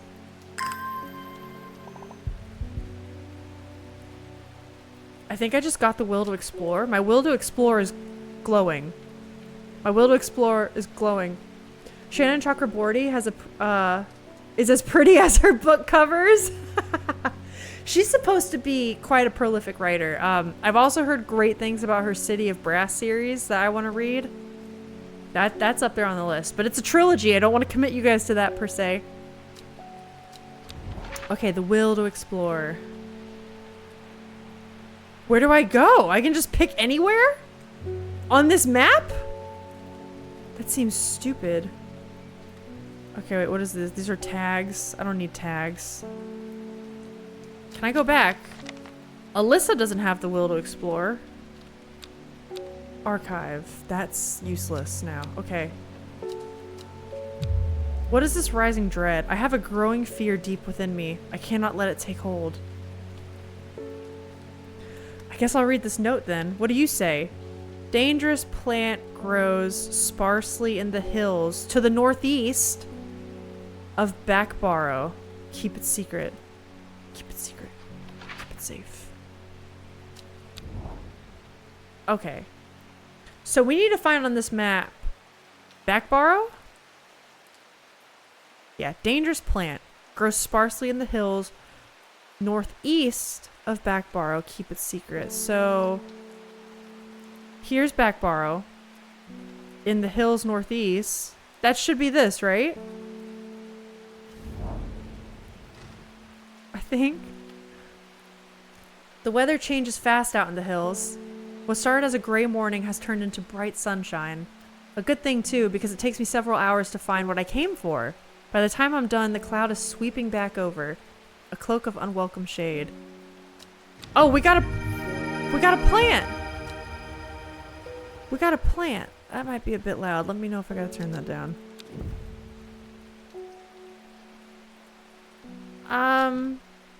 Okay. So my will to explore needs to return. Just like me. Look at that. See that? That's like my social battery recharging. Okay, so I can put the map away. It says this is done. So it has a check mark. That is kind of nice. Can I scratch the kitty yet? Oh! I ring the bell? I thought a customer rings the bell, right? Like when they're ready. Uh-oh. I must have walked past the shop 100 times without ever stopping to look. Yeah, okay. What a wonderful place to spend your day, surrounded by plants. I came here because I have an unusual request. At night I hear whispered voices, too faint to hear clearly, coming from the floor above me. But nobody lives up there. The rooms are empty. My curiosity has gotten the better of me. I must find out what they are saying. Need St. John's poppy. I'm really glad you're telling me that, because I don't know, I could kill this lady. St. John's poppy! That looks like this red one, right? It has to be. A vibrant... Okay, the vibrant petals of this flower can be brewed to create a draught that can greatly improve the imbiber's hearing ability. Okay, yeah, that is what she wants. The flowers of the St. John's poppy are bright red and, yep, yellow center. We've got it. Wait. I should really read things before clicking them. Yeah, we're good. Hey, I've got just the thing for you. We did it. In Soviet Russia, the shop owner summons you. Hey, you punk, get over here. Ooh, bereft. I often hear bereft used as bereft of emotion, bereft of an expression. Yeah, deprived or lacking. Okay. Bereft. Our pantry is bereft of food right now, and we're really struggling with it in the Taylor household right now. I'm bereft of hope. That's so sad. Okay, plant identified. Rewards a book entry. Oh. Oh, so this is how I can continue to add to the book. Okay. According to legend, clavilium. I'm gonna just make an ass of myself saying all these words wrong, aren't I? Clavilium can be used to open any lock, no matter how complex or secure. Interesting. The heart-shaped leaves have earned this plant the nickname Lovelock. Okay. So this is now correctly identified. Maybe correctly identified plants we can like... Yeah, whoop. We can kind of move up here. That way you guys can still see it a bit. And we'll stick the other ones over here. Wow, there's quite a... Oh my god, there's so many! There's so many of them! Uh-oh. I didn't think there'd be so many. Wait, is that a letter? Weird. Okay. That was weird. Question of the day is, do you consider telling white lies to be okay? I do. Particularly when it's not going to do any harm. I think there are situations when a white lie is actually more useful for a situation. In certain relationships where a white lie, like, you don't want lying to become a habit, because then relationships and how you interact with people are built on falsehoods, and that's not healthy, right? When a foundation of a relationship turns into falsehoods. But there are times that for people it is a better option in the moment to just say a quick little thing just to get past something real fast. I get that. Yes, though I am curious about the purity of a completely lieless life relationship. I'm not yet convinced it is realistically feasible. Well, yeah, and I kind of agree with that too, because like, I don't know, sometimes it's so like you don't want to hurt somebody's feelings, and that makes it sound so surface level. I even mean like, for instance, something I've talked about with Alex before, because this has come up with like other family members of ours, to talk about someone's eating habits and weight without them asking for advice or commentary or anything like that is so personal to people and often so extremely hurtful and damaging, and that's the kind of shit that's gonna stick with them for like years or decades. There's never a reason you need to, like, even if you honestly think, because I say this because I'm a bit of a blunt person. And I can be a bit harsh at times. Not necessarily mean, but the truth, I think, in my brain, if I say it out loud, the Capricorn harsh truth comes out of my mouth. You know what I mean? And that doesn't necessarily mean I'm trying to be mean or a bully. But I understand, like, in that moment, right? If we're talking about, like, weight or food habits or something, that's not constructive at all. It's not going to do anyone any fucking good. Especially, like, I don't know, even if they're asking for help. It's like, at some point,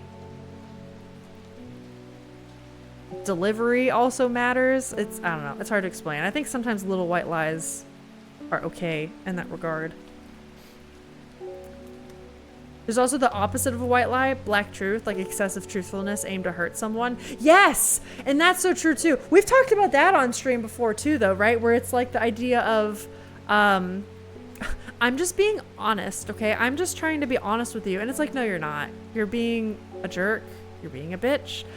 And that's where for me that line is it constructive? You know what I mean? Are you just saying something and it's going to make someone feel bad? Or are you giving them a truth that's something they can take with them in the future and not have it scar them or weigh on them?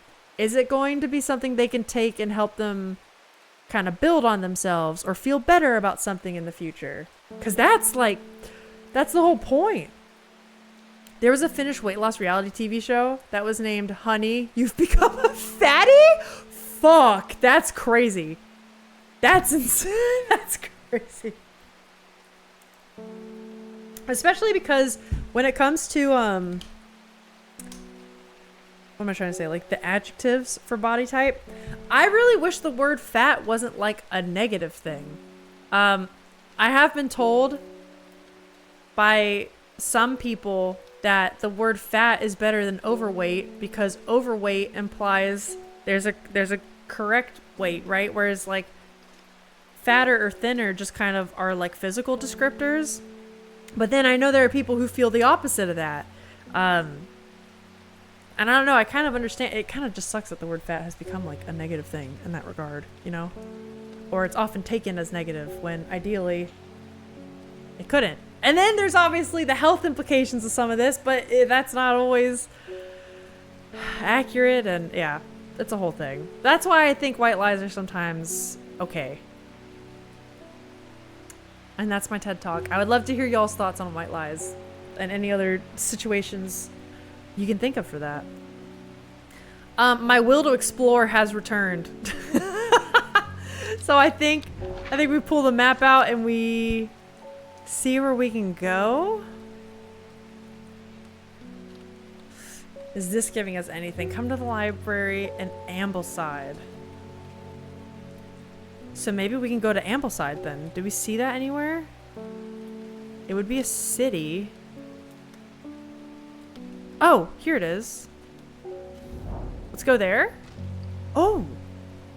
The library here in Ambleside is one of my favorite haunts. Simone, the librarian, is always helpful and friendly and shares some of my passion for unusual plants. Today she's grinning ear to ear. I can't wait to show me what she's found. 2 book entries? Oh, and it's the 2... Okay. It's the 2 we read about in the letter. Do not drink the sap of this plant. The lips and veins will turn black as the blood succumbs to Dendrus miasma. A sure and painful way to die. Are we taking people out in this game? I don't remember any of this. Poison is so potent that even touching the leaves of the plant can be painful. I can talk, I swear. Okay, wait. Wandering Bew, so-called, because this fungus can move slowly in the dark. Ew, does it like crawl? It has been known to cover distances of up to several meters in a single night. Do mushrooms actually do that? I mean, I love mushrooms, but oh my god. It's like a little slug. The gills on the underside of this mushroom form beautiful flowing lines. They're also quite hard and sharp, earning the plant the nickname Finger's Bane. I think I'm gonna ring the bell. Ding-a-ling, who's up? David Chaffer? Good morning. Bloody awful weather out there today. Good for the plants though, huh? Someone's always got to say that. Plants are happy today, huh? We have a letter that's given us the will to explore. Love to see it. Gosforth is a hateful town. Wait, can I like see this up close? This is too tedious. Okay. Gosforth is a hateful town. I was beaten and robbed and left to die in the streets. Okay. After many days, I was rescued by a kind stranger. Just as I had come to fear that wickedness had infected the heart of every soul in that place. I really wish this person... Oh, they do use periods. That is so hard to see. Look at that. Wow. Okay. I began my recovery in the woods to the south of the town with a group of travelers. On the northeast corner of the wood, I sat and stared at the bright flower, and tears flowed down my face at the reminder that there is beauty in this world. I shall be returning to Undermere soon. Or Mr. Guard, Amos Duncan. Okay, in the woods to the south of the town of the group of with a group of travelers. So Gosforth, and then woods to the south. Let us do that. Gosforth, you can't see, it's behind my head. Shit! Why did I come here? I clicked the wrong square. So G4 refers to the square tile? Can you put the whole list of the books in the Discord later? Yeah! Yeah, I absolutely can. I will definitely do that. So now we have to wait for the will to live, huh? Or not the will to live, the will to explore. That's not what I meant. Okay. Gilbert Ames. I can help. Something's got those witches in the forest stirred up. There's witches. They're not letting anyone through. I had to take the long way around, down through Backbarrow. Okay. I never did trust that sisterhood. Anyway, I'm here now, and I've brought Fennet from the south to trade for some lemon dandy. You know what's sad about that?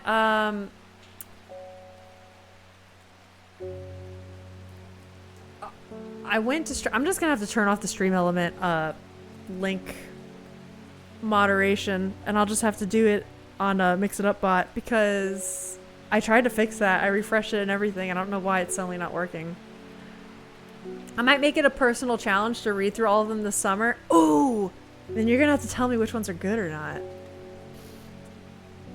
Okay, we have to find lemon dandies, so let's pull out our book. My desk is a mess. My desk is a mess. Lemon dandy. Okay, it looks like a poofy yellow one, probably. Well, I'm guessing it's yellow. Its curled leaves are thought to be the origin of the name of this plant, supposedly referring to a peeled lemon rind. Okay. Among several medicinal uses, the flower of the lemon dandy is mostly associated with curing afflictions of the heart. Is this guy wanting... Wait, what do you want this for? Hardly worth the trouble when you factor in the extra miles I've had to cover to get here. Okay. This one's gotta be it, right?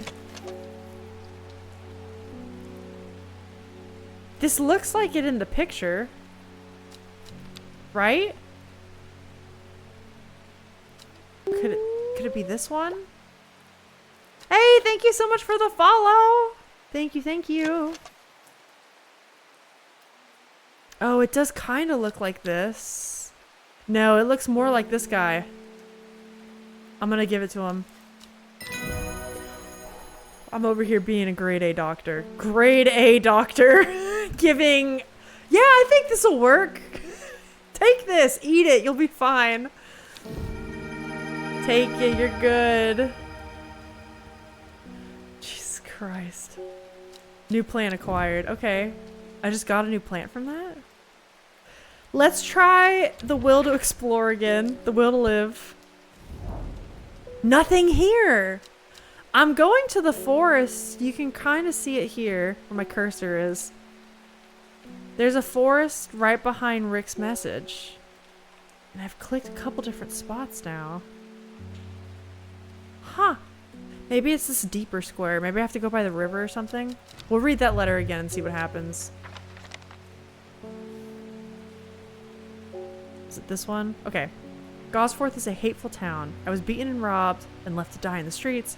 After many days, I was rescued by a kind stranger. Just as I had come... Okay, yeah, wickedness, blah, blah, blah. Began my recovery in the woods to the south of the town with a group of travelers. Oh, on the northeast corner of the wood! I just have to read, apparently. I just gotta read. Got any more? Faye Swift. Hello, Faye. My dreams are becoming more vivid. I saw a woman, her face hidden behind a mask. Next to her, a terrifying black skeletal creature. It's a little creepy. It stood tall, its roving head scanning the landscape, and though it had no discernible face, I could sense a hint of an expression behind its features. It seemed to be laughing, but not the joyous laughter of a child, a sickly, horrifying laughter that chilled me like the first breath of winter. Ooh, this is like, we're getting to like horror stuff. Let's go. These past weeks have been getting worse. I need sleep. Forest camphor. That is one of our new ones, isn't it? Okay, so a bundle of like small flowers. I forgot to move over the identified ones. Maybe so we don't have to like wheel around so much. We'll just keep them all in the same spot.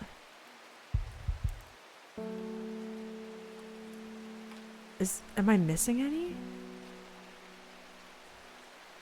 You think that's the one we gotta go find? I feel like I don't see it here. Oh wait, no, maybe it's this one.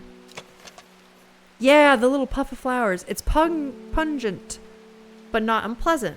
The bulb is a soft yellow, the leaves are waxy. The strong-smelling bulb of this plant has a powerful soporific effect. Oh, that's good. Okay, so she'll get sleepy. The camphor produces beautiful... Okay, this has got to be it. Lady, have I got the stuff for you? Definitely gonna put you right to sleep. Don't worry about it. My will to live has returned. I should probably be adding labels to these plants so I can see which ones I've identified already. No, no, no, no. We got it all up here, baby. We're good. Butterdale. That's a cute name. All right, now that I've learned how to read properly, northeast corner of the woods. And just like that, we've got it. The wood has a calming effect on my mind. It does me good to escape into nature, away from the stench and clamor of Undermere. It is not long before I spy a bright flower among its trees. That tip was like, hey, dummy, it's throwing shade. I know. It's like, hey, have you not found the labels yet? Do you know how to use labels? Because if you don't, what the hell are you doing? Use them. New plants acquired.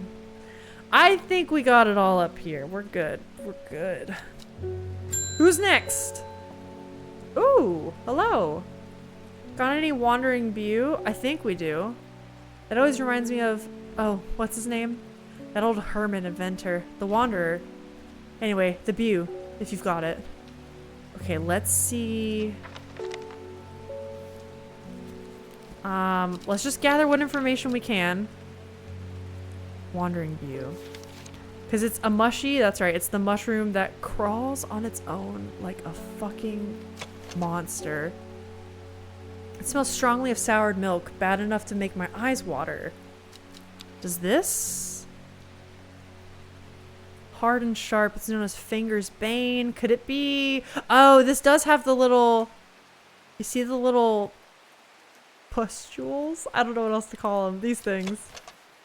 Not as spongy as most mushrooms. In fact, the undersides are somewhat sharp. Okay. I'll use it. What's this called? Wandering beau. I'll do it. Here you go, lady. What other ones have we gotten? Lady of Summer. Okay. I'll do it. I'll listen to them. What were these other ones? This one was St. John's wort. Or no, St. John's poppy. Shit. St. John's wort's a real thing. Can I have them be different colors? Let's make mushies yellow. Flowers will be pink.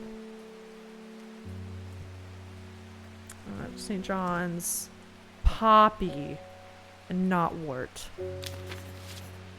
What other one did we get? There was Lemon Dandy. Was this guy? It was called Lemon Dandy, right? Yes, Lemon Dandy, Wandering Beau, and then Forest Camphor. Which one was that? The bushy flowered one, right? This guy. Forest Camphor. Okay. Look, game, look at that. See that? I'm doing exactly what I'm supposed to. Now we end the day?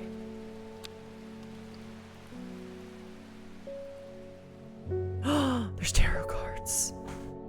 What wonders behold me on Saturday? Oh. What? Row H, the third river. This is like baby blueprints, and I love it. After I started editing blueprints this morning, I think I mentioned that earlier, I started editing my blueprints VODs to put on YouTube, and it makes me miss playing those kinds of puzzles games so much. This is scratching that itch a bit. It started when she found something. Something that she was not meant to find. A book tucked away in a forgotten corner of the Ambleside Library. What? Okay, row H, third river. Row H, third river. Do we get to keep the cards? Day 2, Saturday. All right, hold on. We've gotta get the map out. Hold on. I do get to keep my cards. Clues? Row H. Okay, you can kind of see some of the letters here. H, third river. 1, 2, 3. Can I? Wait, okay, we got this. Row H. First river. Second river. Third river. They're little puzzles! I forgot about this! A dead deer in the river. Yellowed bone protruding from matted hide and rotten flesh. Death for one provides life for many. What do we get? Was that growing out of the deer? I mean, it's gorgeous, but like a little weird. So, what is this then? I see this all over the game's iconography. It's in this like sacred geometry. Maybe this has to do... This is like a sacred plant?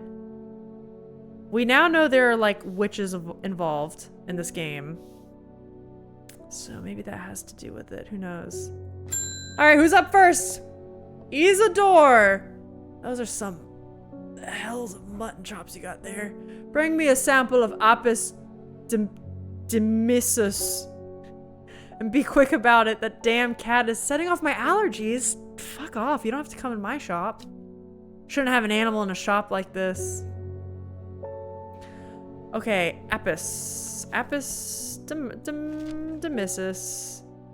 That sounds like a Latin name. Let's check all these. Apis demissus Gandy root. Is that the one we just got? No. Looks similar though. A single sweet smelling dark flower. Okay, whoops. A plant with medicinal properties that can aid with digestive problems. Okay, maybe not. I mean, well, he knows this is what he wants, so we'll give it to him. Is that something they would do in this game? Would it be like they ask for something, but as the doctor, you're supposed to be like, no, no, no, no, no. I know what you need for allergies, sir. I Googled. Oh, wait, you Googled and got the independent headline of mushrooms learn to crawl after being given robot body? I mean, okay. I do want to read that. You know, we talked about the mushroom book that was available on the last book club. I do want to read Entangled Life at some point because it talks about all that, like cutting edge mushroom intelligence, technology, how mushrooms communicate with one another. It's cool shit. Every day we stray further from God. Like a robot controlled by artificial worm brain, developed by Open Worm Project. I don't think his problem overall is allergies. He's just being a Karen about that cat. I know. I mean, this seems like the right one. The only thing that might be weird is that it's only got one of these coming out. Well, the shape of the flower is a teeny bit different. Is it this? Oh, it's definitely this one then. Leaves are coarse to the touch. Only petals are safe for consumption. Okay, that seems like the right one. Let's do this. Gandy root? Here you go, sir. And if it's bad, tough shit. Damn. was kind of hoping we got him the wrong one. Meekdew. Meekdew. Okay. Who's next? I have the will to explore, but nowhere to go. Lake Undermere is looking fine in the sunshine today. Thank you. Oh, he's the mailman. What have I got here? By Amos Duncan again. Okay. They must be a friend of mine, right? Is it that or the one on the bottom shelf that was next to it? Yeah. No, Rick, you were definitely right. It was a different one for sure. There's an old slate mine at Hard Knot that has some interesting looking fungi growing in it. I've never seen anything like that before. They seem to have found a niche in the damp, dark tunnels left by the tramways. Thought you might be interested. Okay, so we're looking at a slate mine by Hard Knots. Okay. Hard Knot's right here. Where would a slate mine be? Do we just go to Hard Knot? Oh, okay, it is. Wait, Claril, what does this say? Clarilium. I can tell. I'm so tired. It's been a full week of a lot of work, and my brain is just working. It's chugging along at like 30% capacity, man. Clavilium, thank you. Jesus Christ. Oh my God. Listen, we've all been there, right? Have some sympathy. An iron gate rusted by years of abandonment sits across the entrance to the tram tunnel. Rusted it may be, it won't budge. It's locked? Oh shit, so we need a way to open that or to get a key. Uh-oh. But my will to explore. Ruben, you look kind of like Keanu Reeves. Welcome to my shop, Keanu. I'm headed to Grisdale Forest, investigating a possible murder there. Okay? Can't say I'm looking forward to it. The Sisterhood are a secretive lot, and they're not keen to talk to me. Their leader, the Arda, or whatever they call her, she's dead? My instinct is they're hiding something. Oh, we're getting to it now. I was hoping you might have some fox button that would help me win them over. I might have something for you. I might have something for you. Fox button. We have a couple leaves that this could go for. No, they seem like they gotta be more rounded, right? Thick, shiny leaves grow in opposing pairs along the stem. Could it be this? No, that's too pointed, right? Fox button is considered to represent a contract of friendship. Okay. We gotta make sure we don't mess this up for this guy. Opposite stems. Oh, is it this? Yeah, it's gotta be this. It smells of nothing that I can detect. Okay, so it's literally just a symbol of friendship. Because the leaves are the important ones of this, let's do purple. Kind of make those the three main categories. No fox given. Sure, Keanu looking pretty rough these days, but sure. You don't think it kind of looks like him? The long hair and the beard and the slick back thing he does? I kind of see it. Right? Just me? Okay, we got a book entry for Brimlock. Next! Come on down, I got nowhere to be. Wait, Victoria's back. I was able to make out the whispered voices last night with the help of the St. John's Poppy. It worked. Our first client success. There's a medium using the room, illegally I might add, holding midnight seances for gullible grievers. So that's above her? Is there a plant you know of that I could use to give them a scare and drive them away? I need my sleep! Harlequin blue, okay.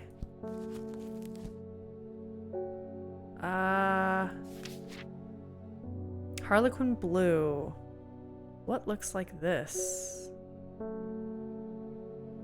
What does look like this? What? Okay, when the bushy blue flower heads die back, they release seeds with a downy papoose? I actually don't know that word, which assists in wind dispersal. Okay. Is that like those helicopter seeds that fly around? In Florida, we don't really have that. I experienced that for my first time. Is that like this, maybe? Yeah, it looks like it, with the bulbs. Once dried and hardened, the stems can be burned as incense. Okay, yeah, this looks like it's the one.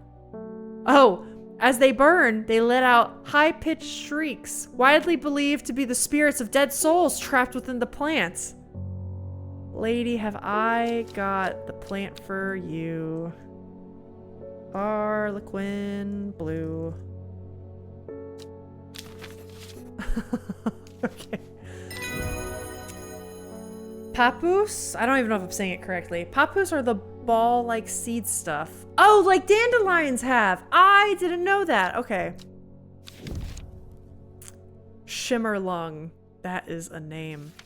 That's a name. All right, next. Bethany? That's a sick cloak you got there. You may have heard the rumors that our Arda is dead. So she's a witch. May Arduina bring her spirit peace. The nature of her death is unusual. The sisterhood does not often look to outside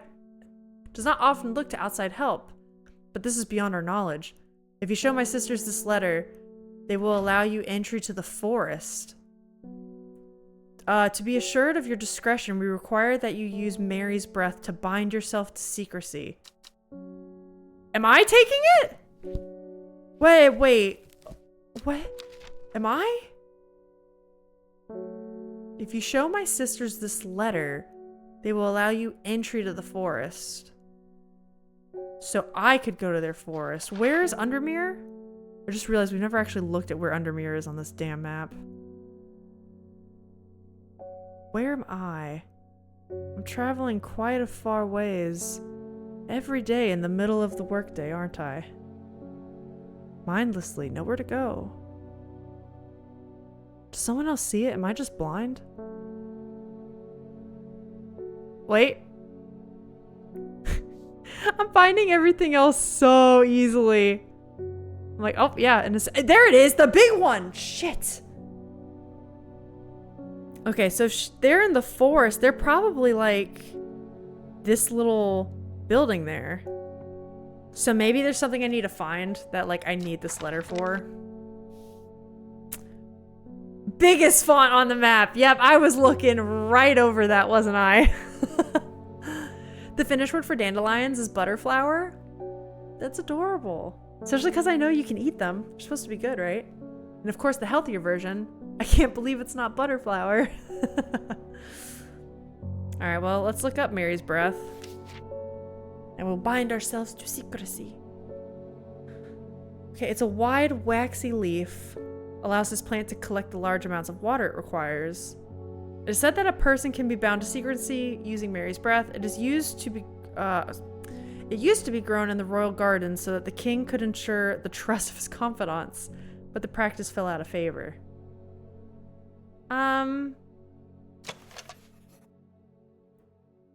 Fingers ache from handling this plant. Okay, we read about one that was painful earlier. What about this?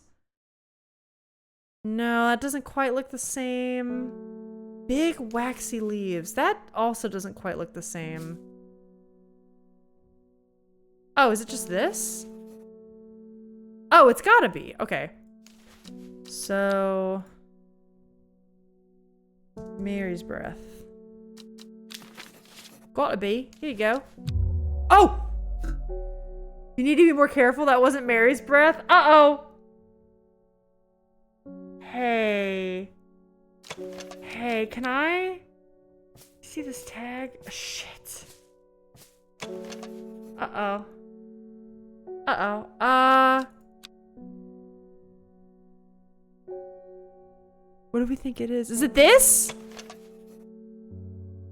Leaves are quite soft. It even says wide waxy leaves, you son of a bitch. Is it this? Veined waxy finish.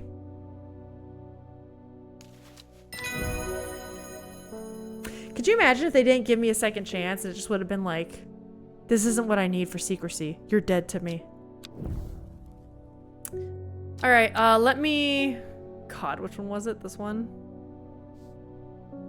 I'm gonna call this one Real Mary's Breath. For sure. Okay, so this is the letter I need to get into the forest? Or they died from poisoning or something? That would have been really bad. At least she knew what plant she needed. Imagine someone's like, yeah, I've been having the craziest stomach cramps lately. I really need something for that. And I give them something and like their spouse comes back like, they're dead now. What have you done to me? We have failed in our duty as protectors of the forest. Our secrets have been stolen, and the Arda has been murdered.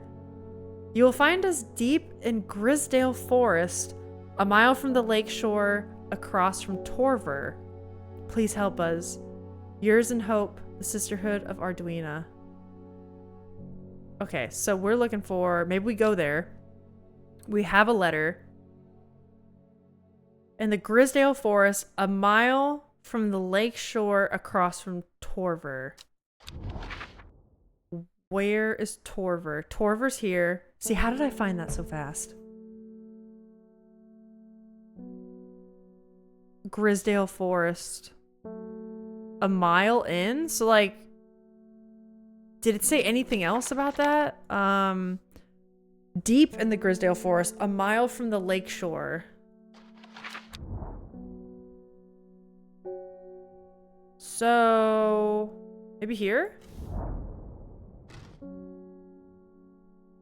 Oh, wait. Okay, something's happening. As soon as I step off the road, 2 members from the Sisterhood step out and remind me that this is their forest. I'm not welcome here. I try showing them the sister's letter, but they tell me I'm not... Wait, they tell me I'm in the wrong place and move me along without offering any help. I may have just picked the wrong square then, yeah? Imagine going to a plant shop and getting one where the tag says Plant X for real this time. For real, final draft, done, final 2.0, done. All in all caps this time. Alright, well, gotta wait for the will to explore. Isidore's back. Uh-oh. I'm this close to reporting you, half-wit. The last plant you gave me has made my skin itch furiously. Uh-oh. I'll have your little shop shut down and torn down to the ground if you don't make this right. Butterdale or Meekdew. I need to think carefully about which plant to use here. My actions could have consequences. Maybe I don't care if this guy has some consequences. All right, Butterdale, often found growing in clumps on valley sides, Butterdale has been used for centuries as a cure for all manner of skin rashes. Okay, so that sounds like it could work for this guy. The dark green leaves can be stewed and mulched to form a poultice. The flowers smell buttery to some people. Okay, what is Meekdew gonna be like? The beautiful flower made up of many smaller florets. I always want to say flores, and I know it's florets. It's just one of those words. I have like 2 ways to say it in my head. It's made up of many smaller florets. Make it a sought after decorative plant. Although it is difficult to care for. It may be a pleasant looking plant, but touching the leaves against bare skin will result in painful sores. So clearly there's a right answer. Butterdale is the correct answer. If I give this motherfucker Meekdew though, something bad happen? I was gonna try. I'm having a rough day. Okay. I'll give him Butterdale. I'll do it. I won't completely ruin this man's life. What, which one do we think is Butterdale though? Do we have Butterdale? Yeah, this looks correct.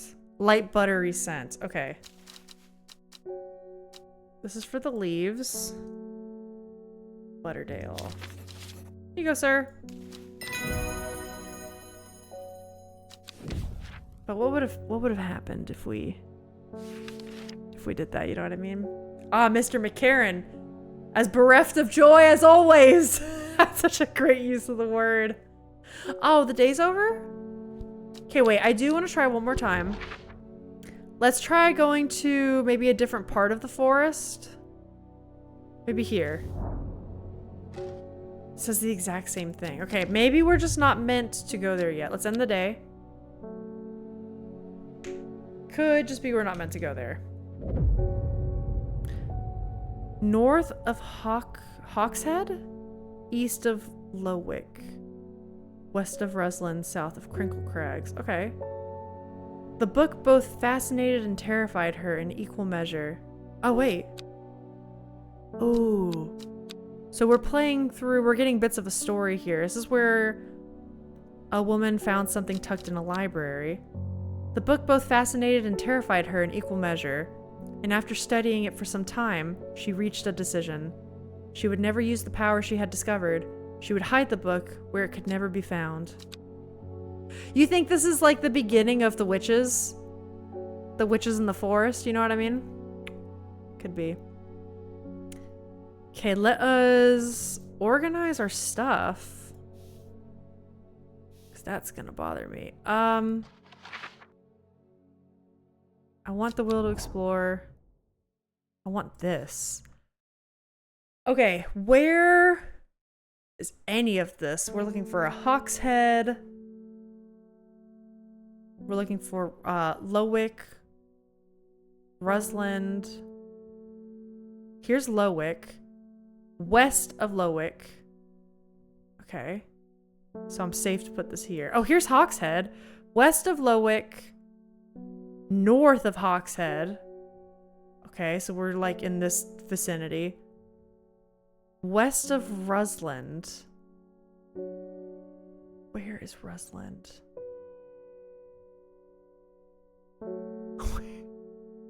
Hold on. Rusland. Maybe it's like... Okay, what's the other one? Crinkle Crags. North of Hawkshead. South of Crinkle Crags. Crinkle Crags is here. So we're looking in row E. And it has to be row E 15 or over. So we're looking anywhere from here over, which means Rusland. Where are you? I'm reading that correct, right? Rusland, I am. Lowood, Red Pike, Great Gable.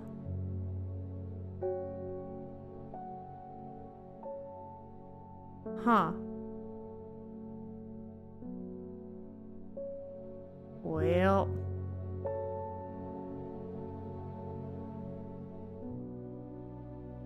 Is Rusland maybe like one of the river names and I'm just like glossing over it because I'm looking for cities?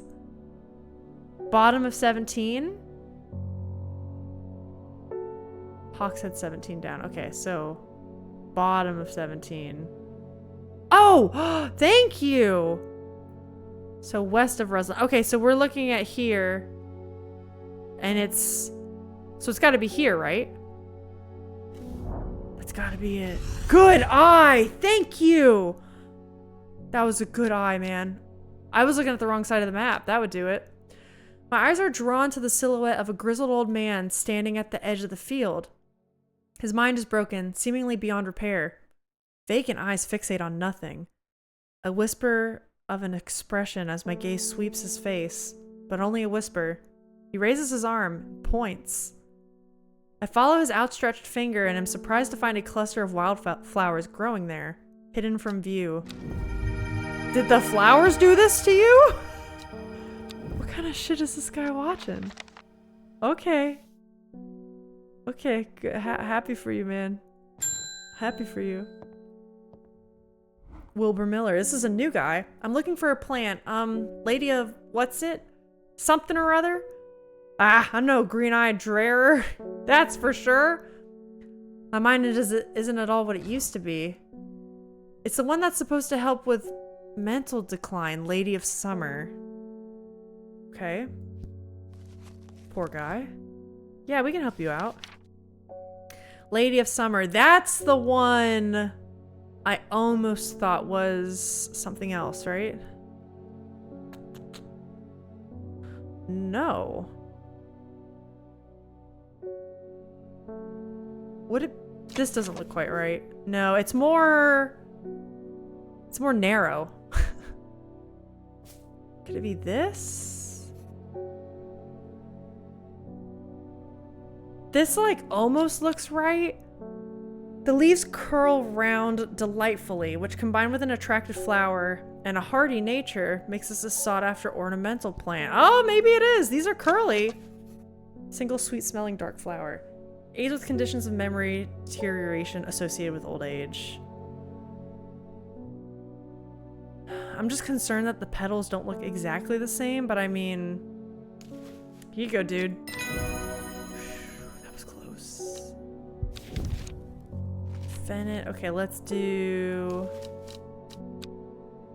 Lady of Summer. Okay, okay. Who's next? The mailman! Don't worry, if we fuck up, he won't remember. He won't know who to blame. We'll be fine. Okay, they said the art has been killed.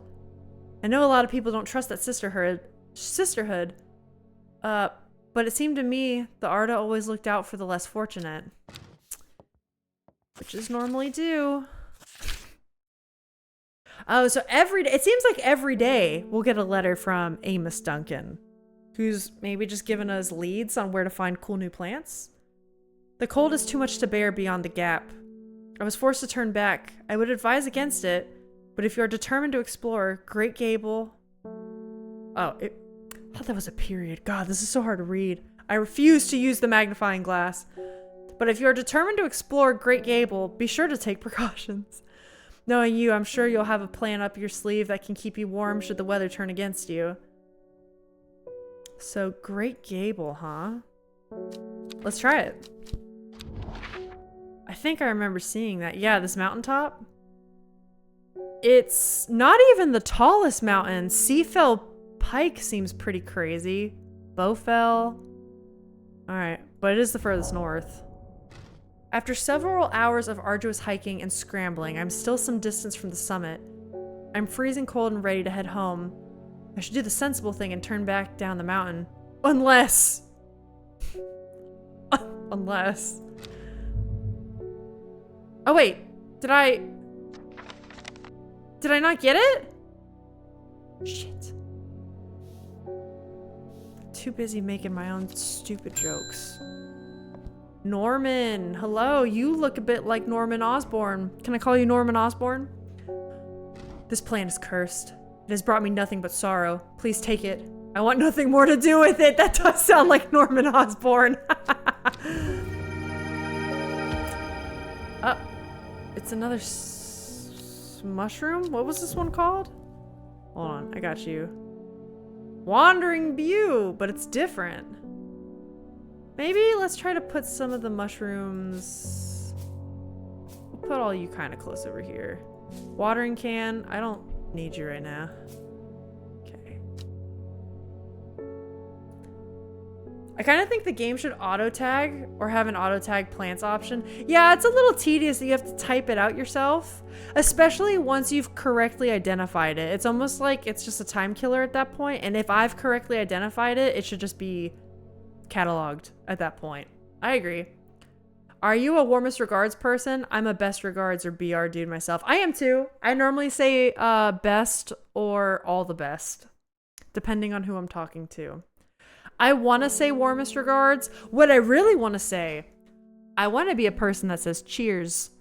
But I feel like as an American, I feel like I'm a poser. I never ever say cheers otherwise.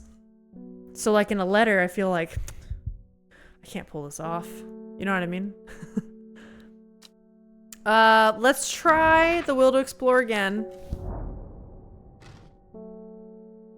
Unless, okay, so I do need a plant that warms me up. Hold on.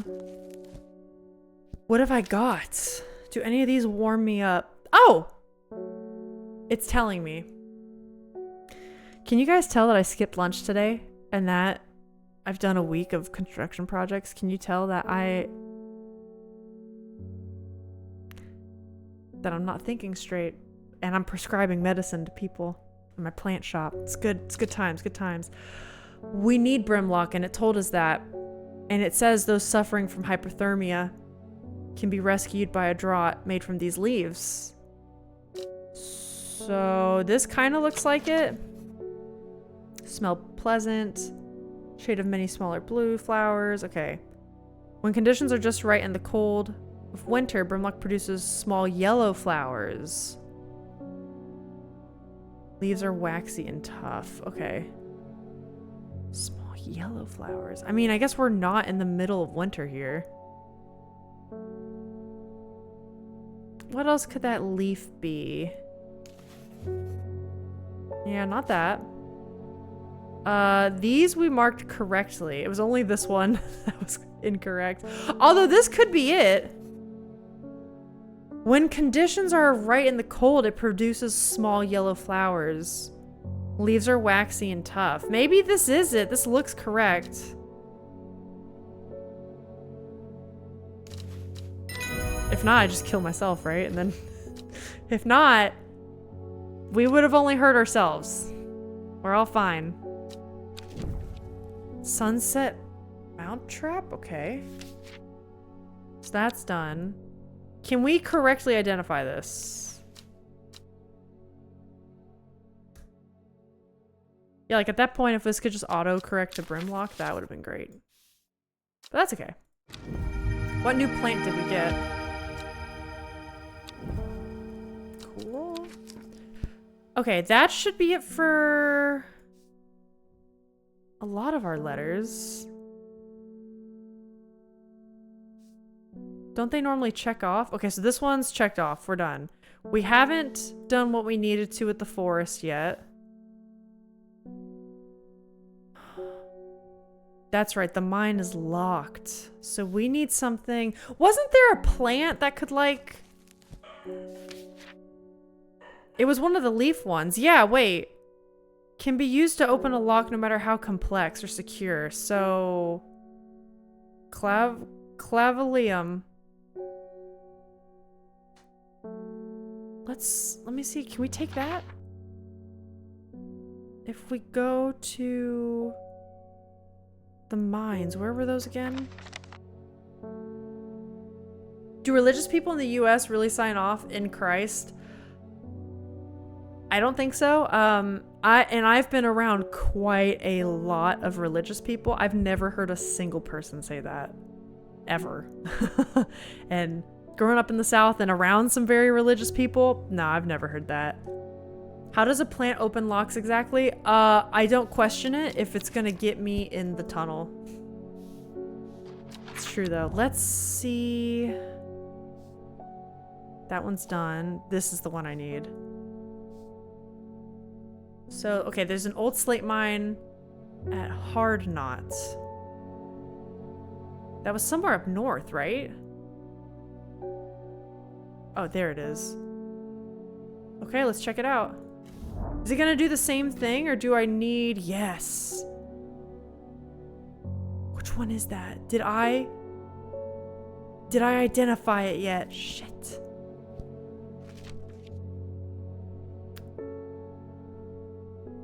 Is it this? Heart-shaped leaves. It doesn't say anything about flowers, though. It doesn't say anything about flowers. Heart-shaped leaves is... Okay, there's the mushrooms. What else has a heart-shaped leaf? Not really this? Yeah, not really. That's the real Mary's breath. I think it's that one. I mean, worst case scenario, what? We try it and the lock gets sick? Like, who cares? Hey, we did it! Clavalium. Let's collect that. Wow, we got a lot of weird mushrooms. We got a lot of weird mushrooms. Please put them on the mushroom shelf where they belong. Thank you. Thank you, thank you. Whoops, nope, not that. So this one's for the leaves. Clavolium. Alright, let's let someone in. That means these are done. Hellbore! Always a pleasure, my feline friend. Oh, this is Simone! Okay, I hope he hasn't been nibbling the plants again. I have a favor to ask. You owe me for the hours I spent digging out the information on those plants. I've been burning the midnight oil again and could use some common trouse. And I know where to find it. She's sending us on a mission? According to Grayson's herbology, it grows in abundance on red pike. I'll come by the day after tomorrow to collect it. I have business in Sedberg in the meantime. Okay. Common trouse. Well, we should be able to go now. They said a red pike, right? Oops. Okay, I enjoy a pleasant stroll up the fell. The going is easy, the weather agreeable, the view's majestic. I do not have to look hard to find what I am after. So this is common trouse. We already just know that now, right? I just want to make sure that is correct. Yeah. Easy peas. Easy peas. Easy peas. Easy peasy. Alright, who's next? Verona Green. Okay. I don't question it if it's going to get me in the tunnel. Sounds like my dating life. This is quite a full-service shop. Imagine going to a store near you and go, can you pick up this flower from North California? I know, I'm also shocked that we're able to like, if this is the store, we travel across the fucking country to like, oh yeah, I'll be back same day. Same day, I'll pick up your flowers, no worries. Okay, oh, sorry. Verona, yes. When you work with the occult, I find it pays to uphold a certain image. Are you saying I don't? Hold on. She's talking so much. Gotta wait. She keeps pushing around my text. My text bubbles.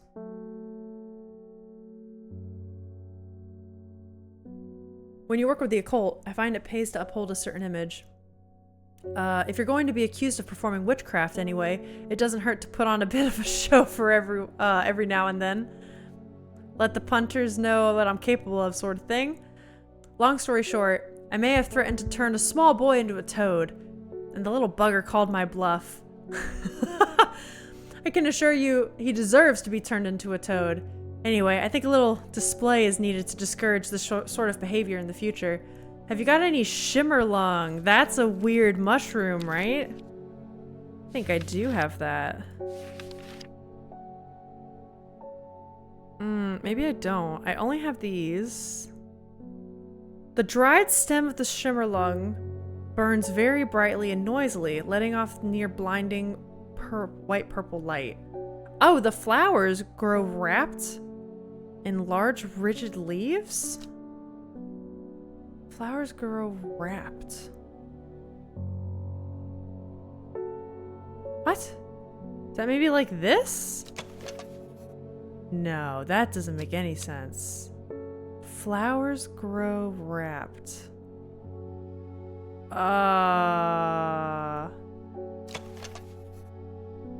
Has a scent that scratches the back of my throat. Well, that's not pleasant. So it's definitely a flower, huh? You sure about that? You sure about that? Maybe it's this? This is kind of weird. This could be shimmerlung. I believe it. Nope, red fruit, long flat leaves. Flowers grow wrapped in large rigid leaves. Could it be this one maybe?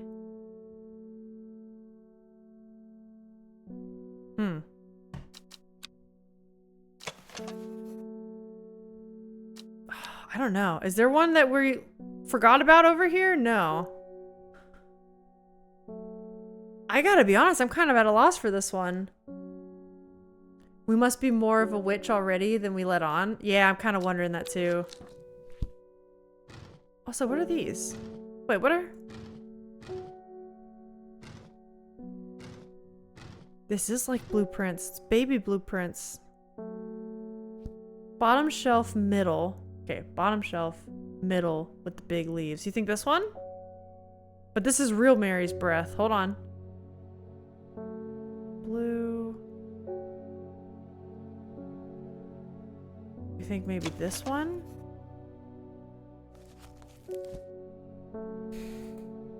It looks bulby. Are you saying maybe this guy? Dried stem of the shimmerlung. Oh, burns. Well, burns very brightly and noisily. Okay, so that's like if it's set on fire. I don't think that's it. Huh. I'm gonna try this. Or I don't think we have it. Shit! Okay, hold on. I need to be more careful. The bright red flowers one. You think maybe this guy? Bright red flowers, thin stems. Like rhubarb, I already read that one. Orange center. No. I was looking at the thick stems on that one. We know that's Butterdale. Oh, wait, is it this? Feels like rough glass paper. That's kind of weird. It looks a little bulby, though. Huh. We know it's not a mushroom. There's no way it's a mushroom. It's not that. What the hell is it? Can't be that. None of those. Those just look like normal flowers. I think I'm just gonna try this. This doesn't feel right. Yeah, okay. We can't miss one more or we lose. Can I, like, send her away? Be like, I don't have what you need, but we'll get there. Maybe I have to go... Oh. Oh, this is gonna be used later, isn't it? Like on a box. It's the same size. Is there anything around here? Like blueprints? I'm really at a loss for this, guys. Maybe we have to go into this forest. I think we've tried a lot over here. Let's try maybe something a bit lower. I try showing them the letter, but it doesn't work. Okay. Man, are we gonna have to ask for a hint? What does this button do? Oh, they're biographies. Faye Swift. I think everyone in here is a witch. Except this guy. This guy sucks. I'm gonna ask for a hint. God damn it. I need to look back through my letters. I'm sure I remember seeing something that could lead me to a new map location. Perhaps a new plant too. Yeah. Dude, I've been through my letters. I did these. Is it this? Uh-oh. Uh-oh. Uh-oh. Why do I look a little bit like Steve Harrington? A little bit. With the hair. These letters are now fine. So it does have to do with a mile from the lake across from Torver. I think it does have to do with that. Torver. Across the lake from Torver. A mile in from the lake? Oh! Oh my god, a mile is 1 square. I think I just pressed the wrong. I'm ready. Okay. 1 mile is 1 square. We know this now. Across the lake from Torver. 1 mile in. That would be one of these two, right? I think I tried this one already.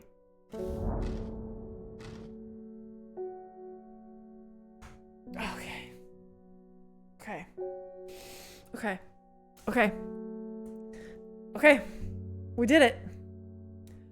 A sister tries to stop me from entering, but I show her the letter and she lets me through. I'm ushered into a walled courtyard and then through a large oak door, along a corridor, and down a set of stone stairs into a cool basement. Lying on a table, draped in silk, is the Arda. There's not a mark on her, but her open eyes are black. Her mouth, her veins, her hair, all black as a raven's wing. Ooh. Do you know what could do this? Asks my escort. I set to work. Ren. Oh, we're solving a mystery. Let's go. Okay. Wren. I do have that on file.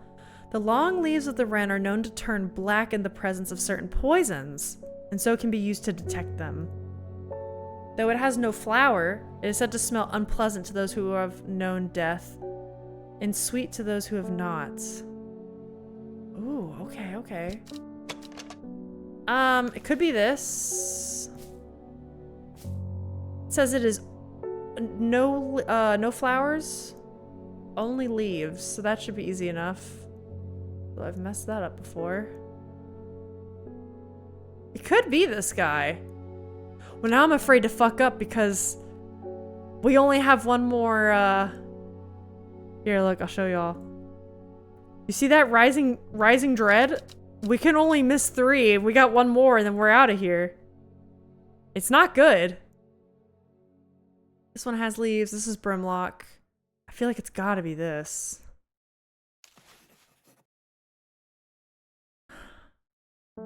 Yeah, you think that's the one? That was the box I would have picked to begin with? Damn it. That's alright. You live and you learn. I live and learn. Alright, just want to make sure we're not making any hasty decisions. I do think this is it. Oh, thank God. We just have to get through the day, that's all. Okay, more info. We got more plants. Let me just do this real fast. Oops, not Reb. Ren. Okay, it says, I extract a sample of the Arda's blood and introduce it to the wren, and my suspicions are confirmed immediately. The leaves of the wren turn black, which can only mean one thing, gilded dendra poisoning. Upon presenting my findings, I am rushed away quickly. Why? The sisters do not want me hanging around, it seems. They do, however, send me on my way with a couple of plants, which I am grateful for. And that's what I'm gonna collect now, okay. So they're just secretive. Like they... And this is it's the fucking shimmering lung. There it is. They just don't want me around. They want to keep their secrets, which I get. All right, lady. I got what you need. For sure this time. That was something, wasn't it? Come on. What was it called? Shimmerlung, I think. Jeez Louise. Alright, definitely your expert herbologist here. Who's next? Sorry if I'm shouting. I'm a little hard of hearing. I'm looking for a plant that can supposedly help me hear better, but I've forgotten what it's called. I remember it's bright red though. God, I don't know. Would that be St. John's poppy? Let's check. I don't think so, right?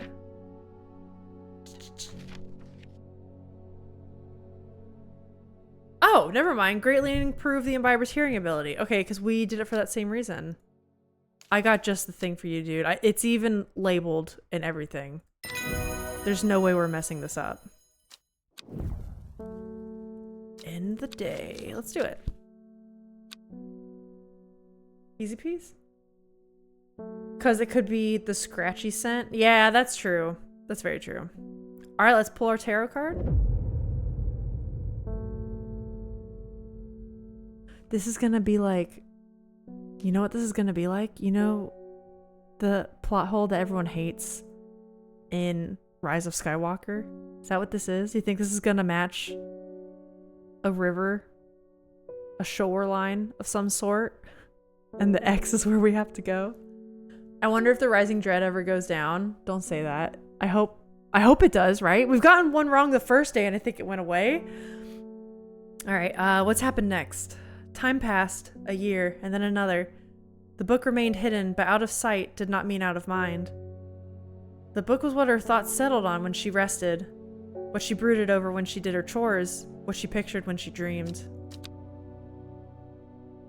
Oh. Alright, we'll do one more day. I think we can fit in another. That's definitely gonna be what this is, right?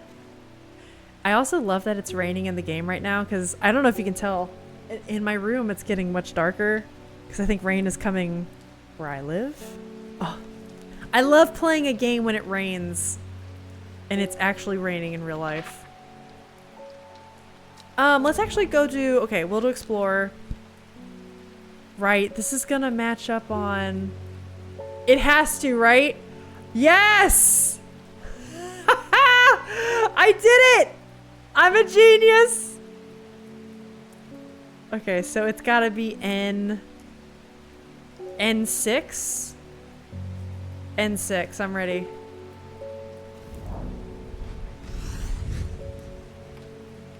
Might be, yeah. The gentle sound of flowing water, the sunlight through scattered clouds. A reset. Ooh, okay. Little puffballs. Cool. Let's spread some of these plants out. Y'all are getting really crowded. Whew, okay. Let's open the shop. Let's go. Happy Monday! Ruben, have you been to the woods? The fox button was no help, I'm afraid. The sisterhood still refused to speak openly with me. Well, sorry, dude. Not that I have the time to pursue it properly. I'm rushed off my feet this week. There's been a body found up at the Swinside Stone Circle, and apparently it's a grisly one. Don't suppose you've got anything that can help me keep my lunch down. See what I can do. My stomach's never coped too well with the grisly ones. Yeah, I was kind of the same, honestly. If something's like too graphic, that's one reason why I think I would have really struggled with like doctor med school stuff. I mean, aside from all the hard work it is. But yeah, I don't know. Like school dissections I was fine with, but when I think about it too much, it kind of gets to me. Fennets. Okay. Chewing the tough root of this plant is said to ease gastric distress and reduce anxiety. It has long, soft leaves. Could be this. Okay, maybe not. Could be. Nope. These look too round. Yeah, definitely too round. Those aren't growing off the stem. There was one I just saw that I was like, oh, this could be it. This? No. That's a maybe. Hard maybe. Fennets. Oh, this looks right. That's gotta be it, right? Leaves are quite soft. Yep. And to answer your previous question, the Rising Dread did reset. We are good. So let's get that. Come on. I'm really curious to see now, like, if we were to do the demo of this game soon, what like quality of life updates they've made to the game, how it's different. I'd be curious. The dread went down, right? Yeah, it did. I love a good human sacrifice. YouTube once suggested to me a surgery video, and after watching it, I definitely know I wouldn't have made a surgeon. Yeah, that's kind of how I am. Or trauma ER doctor. I get this uncomfortable shiver in my butt when I see injuries. I get like a dizziness. I'm okay with dissections, I think I've talked about this, like when I've gotten my own piercings. I'm fine with piercings or like injections or anything. I cannot watch myself get it done. I cannot feel the sensation and watch it be done.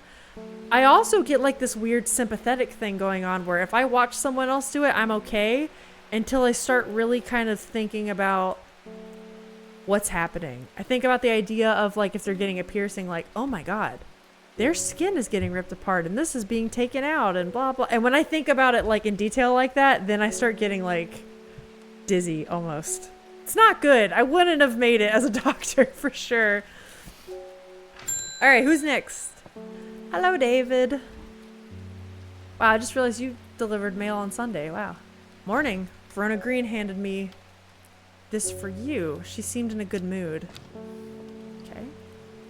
It's not from Amos? No. I meant to tell you this yesterday, but it slipped my mind. I discovered a plant on a recent trip to Grisdale Forest, just northeast of Rustland. We know where that is now. It was like nothing I've ever seen before.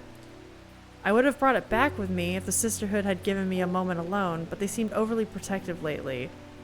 So someone murdered their leader and they're freaking out now. They're like the druids in Baldur's Gate. You know how when they got all like hyper protective and they were gonna shut down, like shut off the grove? That's what they're doing. Okay, so let's pull out the map. Grab our letter. Trip to Grisdale, just northeast of Rusland. So over here. Oh, we got it. From the moment I step off the road, I can't shake the feeling I'm being watched. Suddenly I find my way blocked by 3 women wearing green cloaks and holding short elm bows. Nobody may wander freely throughout the forest. By order of the Arda, says the leader of the trio. I turn to walk back, and then again, I have a few tricks up my sleeve. We're about to do some pass without a trace. Let's go. Mellow glow.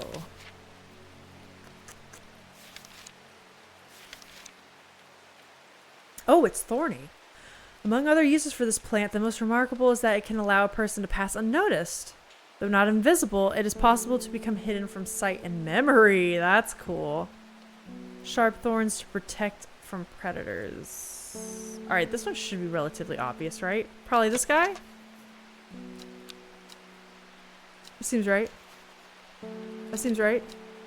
What other one has thorns? What else has thorns? You don't. Oh, that's forest. Do you have thorns? No. You have thorns. Shit, fuck me.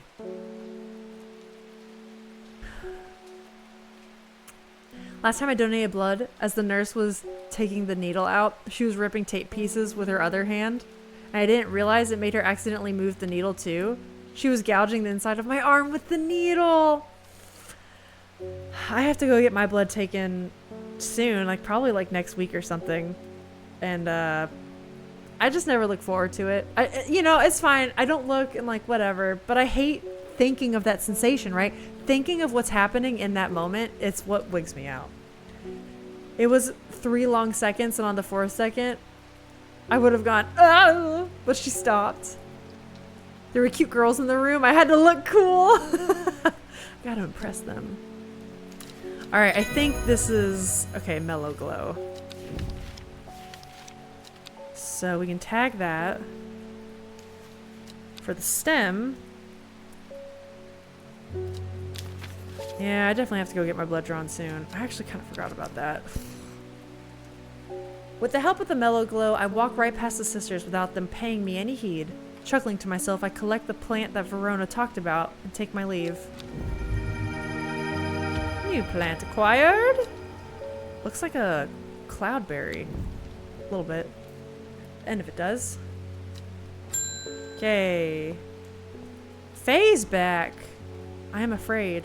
The camphor you gave me is helping me sleep, and I'm very grateful for it, but the visions are as strong as ever. Okay. The woman in the jade mask appears in my dreams every night. We think that's the murderer? She screams at me, but I do not know why, and behind her, that presence is always there, dark and dreadful. Faye, I think you should talk to some people. I don't know what to do. The dreams feel like a warning that I don't understand. A mosaic of color that refuses to come into focus. Some part of me wants to stare down that abyss, but I am afraid. So let's look up what these do. Candlewood. Produces a red flower that provides a shielding effect, protecting against all manner of afflictions of the mind. So maybe that. Or Auguria? That's the fluffy one we just got, I bet. It's like a little blue puffball. When burned, incense made from the woody stem can enhance psychic abilities, strengthening the clarity of visions and prophecies. Light blue flowers, okay, tufted, yep. So, some parts of me want to stare down that abyss, but I'm afraid.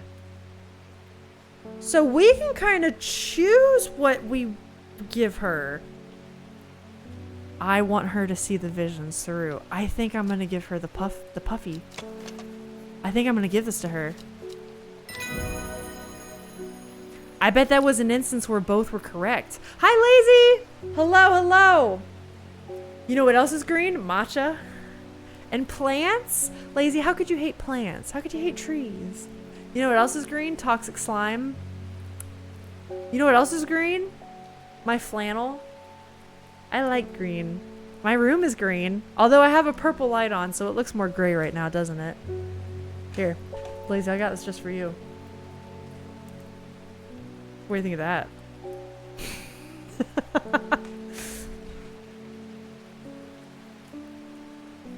Oh. Hold on. Oh, that's kind of nicer. Damn you, Satan. How are you doing? I hope you're having a good Thursday. I don't mind needles, but I don't watch them poke me. That just seems unnecessarily masochistic. Yeah, and that's how I am. If I watch it, I watched one of my ear piercings happen. Not because I wanted to. They had a chair facing a wall that was all mirrors. And it was my first piercing at the time. And I felt like I couldn't tell them, like, hey, can we turn the chair around? Like, I just sat and I didn't want to seem like a baby. So I was like, yeah, I can do this. No problem. And I didn't watch it actually happen.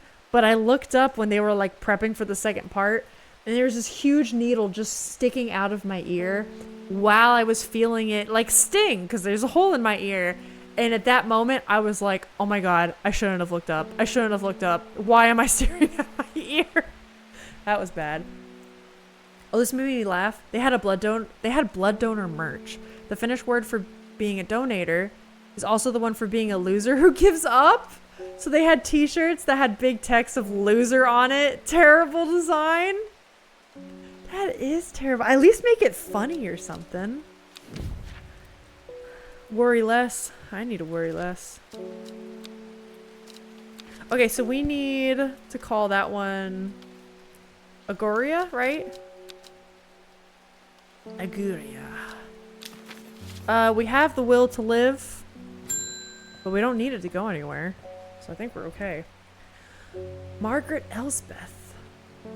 We don't come to Undermere often, but I heard about your shop. Said to Francis, we simply must pay a visit.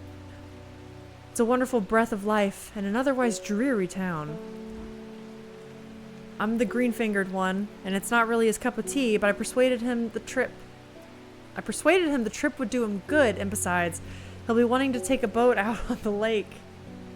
On a rainy day like this? Shame about this awful weather, though. Oh, okay. You must come to Sizerk? Sizerk. We have a small library with some books on plants that my grandfather acquired many years ago. I'm sure they will be of interest to a horticulturist such as yourself. Lord and Lady Elsbeth. Yo, to the castle? I'll go to the castle in the middle of a workday. Let's fucking go, dude. Where's Sizeberg? Where are you? Is it like a real castle? Oh shit, it is! Let's go! I am greeted enthusiastically by Lady Elsbeth herself. She's very talkative and has many questions on horticulture that I do my best to answer as she takes me on a tour of the gardens. Oh, you must take a sample of this back with you, she exclaims, pointing out the plant that I do not recognize. But before I can stop, to take a look. She has already whisked me on to the next. And this one too, she says. Dude, I love when people do that. And they just hand you things over and over. Have you ever snuck out of your home when you were a mere youth? How did you do it, and did you ever get caught? Did I sneak out? No. I never snuck out. My mom might be watching the stream. I don't know if she watches the stream or not. There were 1 or 2 times I would take detours or go places I said when I said I was going to go somewhere else. Just a couple of times. No, but I never snuck out. It would have been very hard because my family had one of those, I don't know if y'all have this in Canada or in Europe or elsewhere, but in the States, some people have like security systems, like alarm systems in their house. So literally like you set the alarm at night, and if you open a door, the whole house just rings like a mad siren is going off. So if I opened a window, a door, anything, that would have done me in. And then you might be thinking, Alyssa, well, can't you just turn off the security? You can. But one of the hubs of the security was in my parents' room. And the buttons you have to press to turn it off are so fucking loud, and it beeps a lot when you turn it off, that like that would have been a nightmare. So yeah. I was not ever caught on my detours though. I was not caught on my detours. That was great. I never snuck out. There was no real way to do it without getting caught. And by the time I wanted to be out late with friends, I was allowed to do it without sneaking out too. Yeah, and that also was very much the case for me. It was never like a huge deal. And like then I went off to college in another part of the state. So like, I don't know. Felt like I got a lot of freedom early with that. The phone's gonna start ringing soon. Disney snuck out the front door? Wait, really? Damn, how'd she pull that off? I just disobeyed my parents. Did you ever get caught though, or did you not care? Nowadays, the security systems are more common here too. Back in the day, nah. Some people didn't even lock their cars' doors. Oh yeah. No, I always grew up in a locked door house. And then, which makes sense in like suburban Florida. It was busy and it was always growing in suburban Florida. But the security system thing was new to us in like middle school, high school time, which was prime, like probably would have exhibited that behavior. And then funny enough, in college, when I would go back and visit home, my parents actually stopped paying for the security system subscription. So then they didn't care. But by then it was like I was a college kid, so like nothing really mattered. You just didn't care? Damn, that's ballsy. Good for you. I was a goody two-shoes that me doing those detours was probably the most rebellious type of thing I did. Too afraid to do stuff like that. I'm quite exhausted by the time we make it to the library, and I don't have the time to make as thorough a study as I would like. Nevertheless, I am able to find an interesting entry that I note down. Don't forget these, Lady Elsbeth cries. Oh, don't forget these! As I make my leave. She thrusts the plants from the gardens into my hands, and I thank her warmly. Okay! Oh! They look like bells. I love them. Florida man builds guitar. I love that every time Florida's mentioned in the chat, Rick's like, time to pull up Florida man article. I like genuinely love that though. It's gonna add to like when more people come into the chat, and like I don't live in Florida anymore, but like the Florida lore will still persist. It's gonna be great. Florida man builds guitar from his Uncle Skeleton to honor his metal legacy. Honestly, is it a good guitar? That's kind of metal as hell. That's kind of sick. Mushroom. Red spores. Moves in the dark. That's all I've got. You've got any ideas? I actually think I do. We read about that one earlier, wasn't it? Yeah, wasn't it the wandering one? I think it was. Yeah, known to cover distances up to several meters. Here you go. Got it. We got it. Alright, next. That's so good. Selena Scott. They're saying Black Comb is haunted now. Bradley Miller told me he saw the ghost of a huge deer, antlers and all. But then Bradley Miller also says he can talk to squirrels. Like Kronk. Okay. Either way, there's something evil in them hills, and I'm not taking any chances. I guess we're southern now in them hills. Awful what happened to that poor young man up in Swinside. I've come for some stinking Montcap. That's actually probably... Wait. Stinking Montcap? Do we have that? Uh-oh. I mean, this guy looks pretty stinky. This guy looks stinky. I'm gonna do it. We did it. We did it! Okay. Write that down before we forget.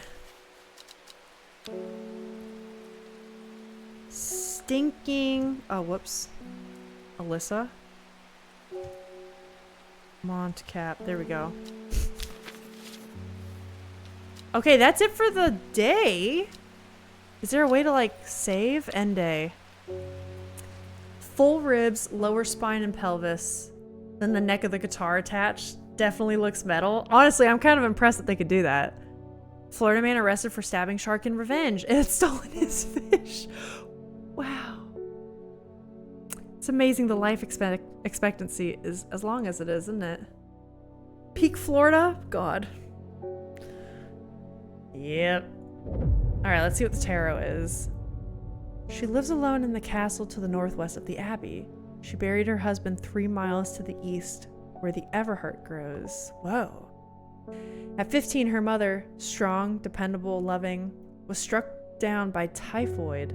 The girl drew inward as her father turned to drink. Okay. Well, gang, we've made it through the first 4 days. I think day 5 is when I'm going to probably save and pick up here. Maybe Tuesday? Maybe Saturday we try another demo. Maybe, I'll try to find a couple more. Date Everything is one Disney mentioned we might try. Maybe do that. I'll pick up a couple more. And if you guys have any demos you would like me to try, drop that in the Discord, because I'll kind of keep a little collection going. Is there a way we can save? We can save, right? Yes. Yeah. The Devil Room? Is that a demo? Yes, please try Date Everything. I think you and chat will like it. Also, Lazy is rude for ratting me out. I'm honestly impressed how you pulled that off. Like, genuinely curious. I'm always watching. Don't forget to add the Better Twitch TV emotes. That's right, to your collection. Yes, I will do that. I'll do that tonight. Sorry, it's been crazy. And I thought I fixed the mod problem. Clearly I didn't, but whatever. All right, sure you want to quit? Yes. Gang, that was fun. Thank you so much for joining me on Strange Horticulture. I hope you liked it. A bit more of a, definitely a bit more of a chill game. But I do know we're going to play Strange Antiquities whenever it comes out in a couple months. That'll be one of the... I want to get back to playing smaller indie games. And then maybe doing like one big game. I'm trying to figure out what day a week I want to do it. I might do one big game on like Saturdays and make that like a Baldur's Gate day or a Dragon Age day or something like that. But I've really been enjoying right now doing these shorter indie games that I can finish in a week or two or less, really. Like this one, I think I'll be able to finish next stream. The demos are always fun, stuff like that. So, trying to do it. My mom was a heavy sleeper. My stepdad worked overnight. I think you've mentioned your mom being a heavy sleeper before. That's funny. It was super easy to just go out the front door than anywhere else. I'm impressed. I could not fucking imagine that. But my parents' bedroom door was also right next to the front door. I was at the polar opposite side of the house. Uh-oh.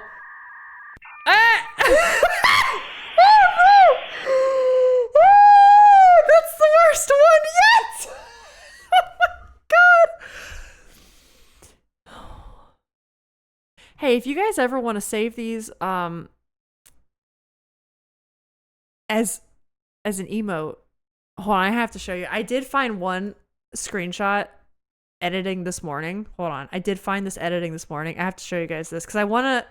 Do you guys want this as an emote? You guys know how I like finding stupid screenshots of myself now and doing them for emotes. I think we have 1 or 2 extra emote slots.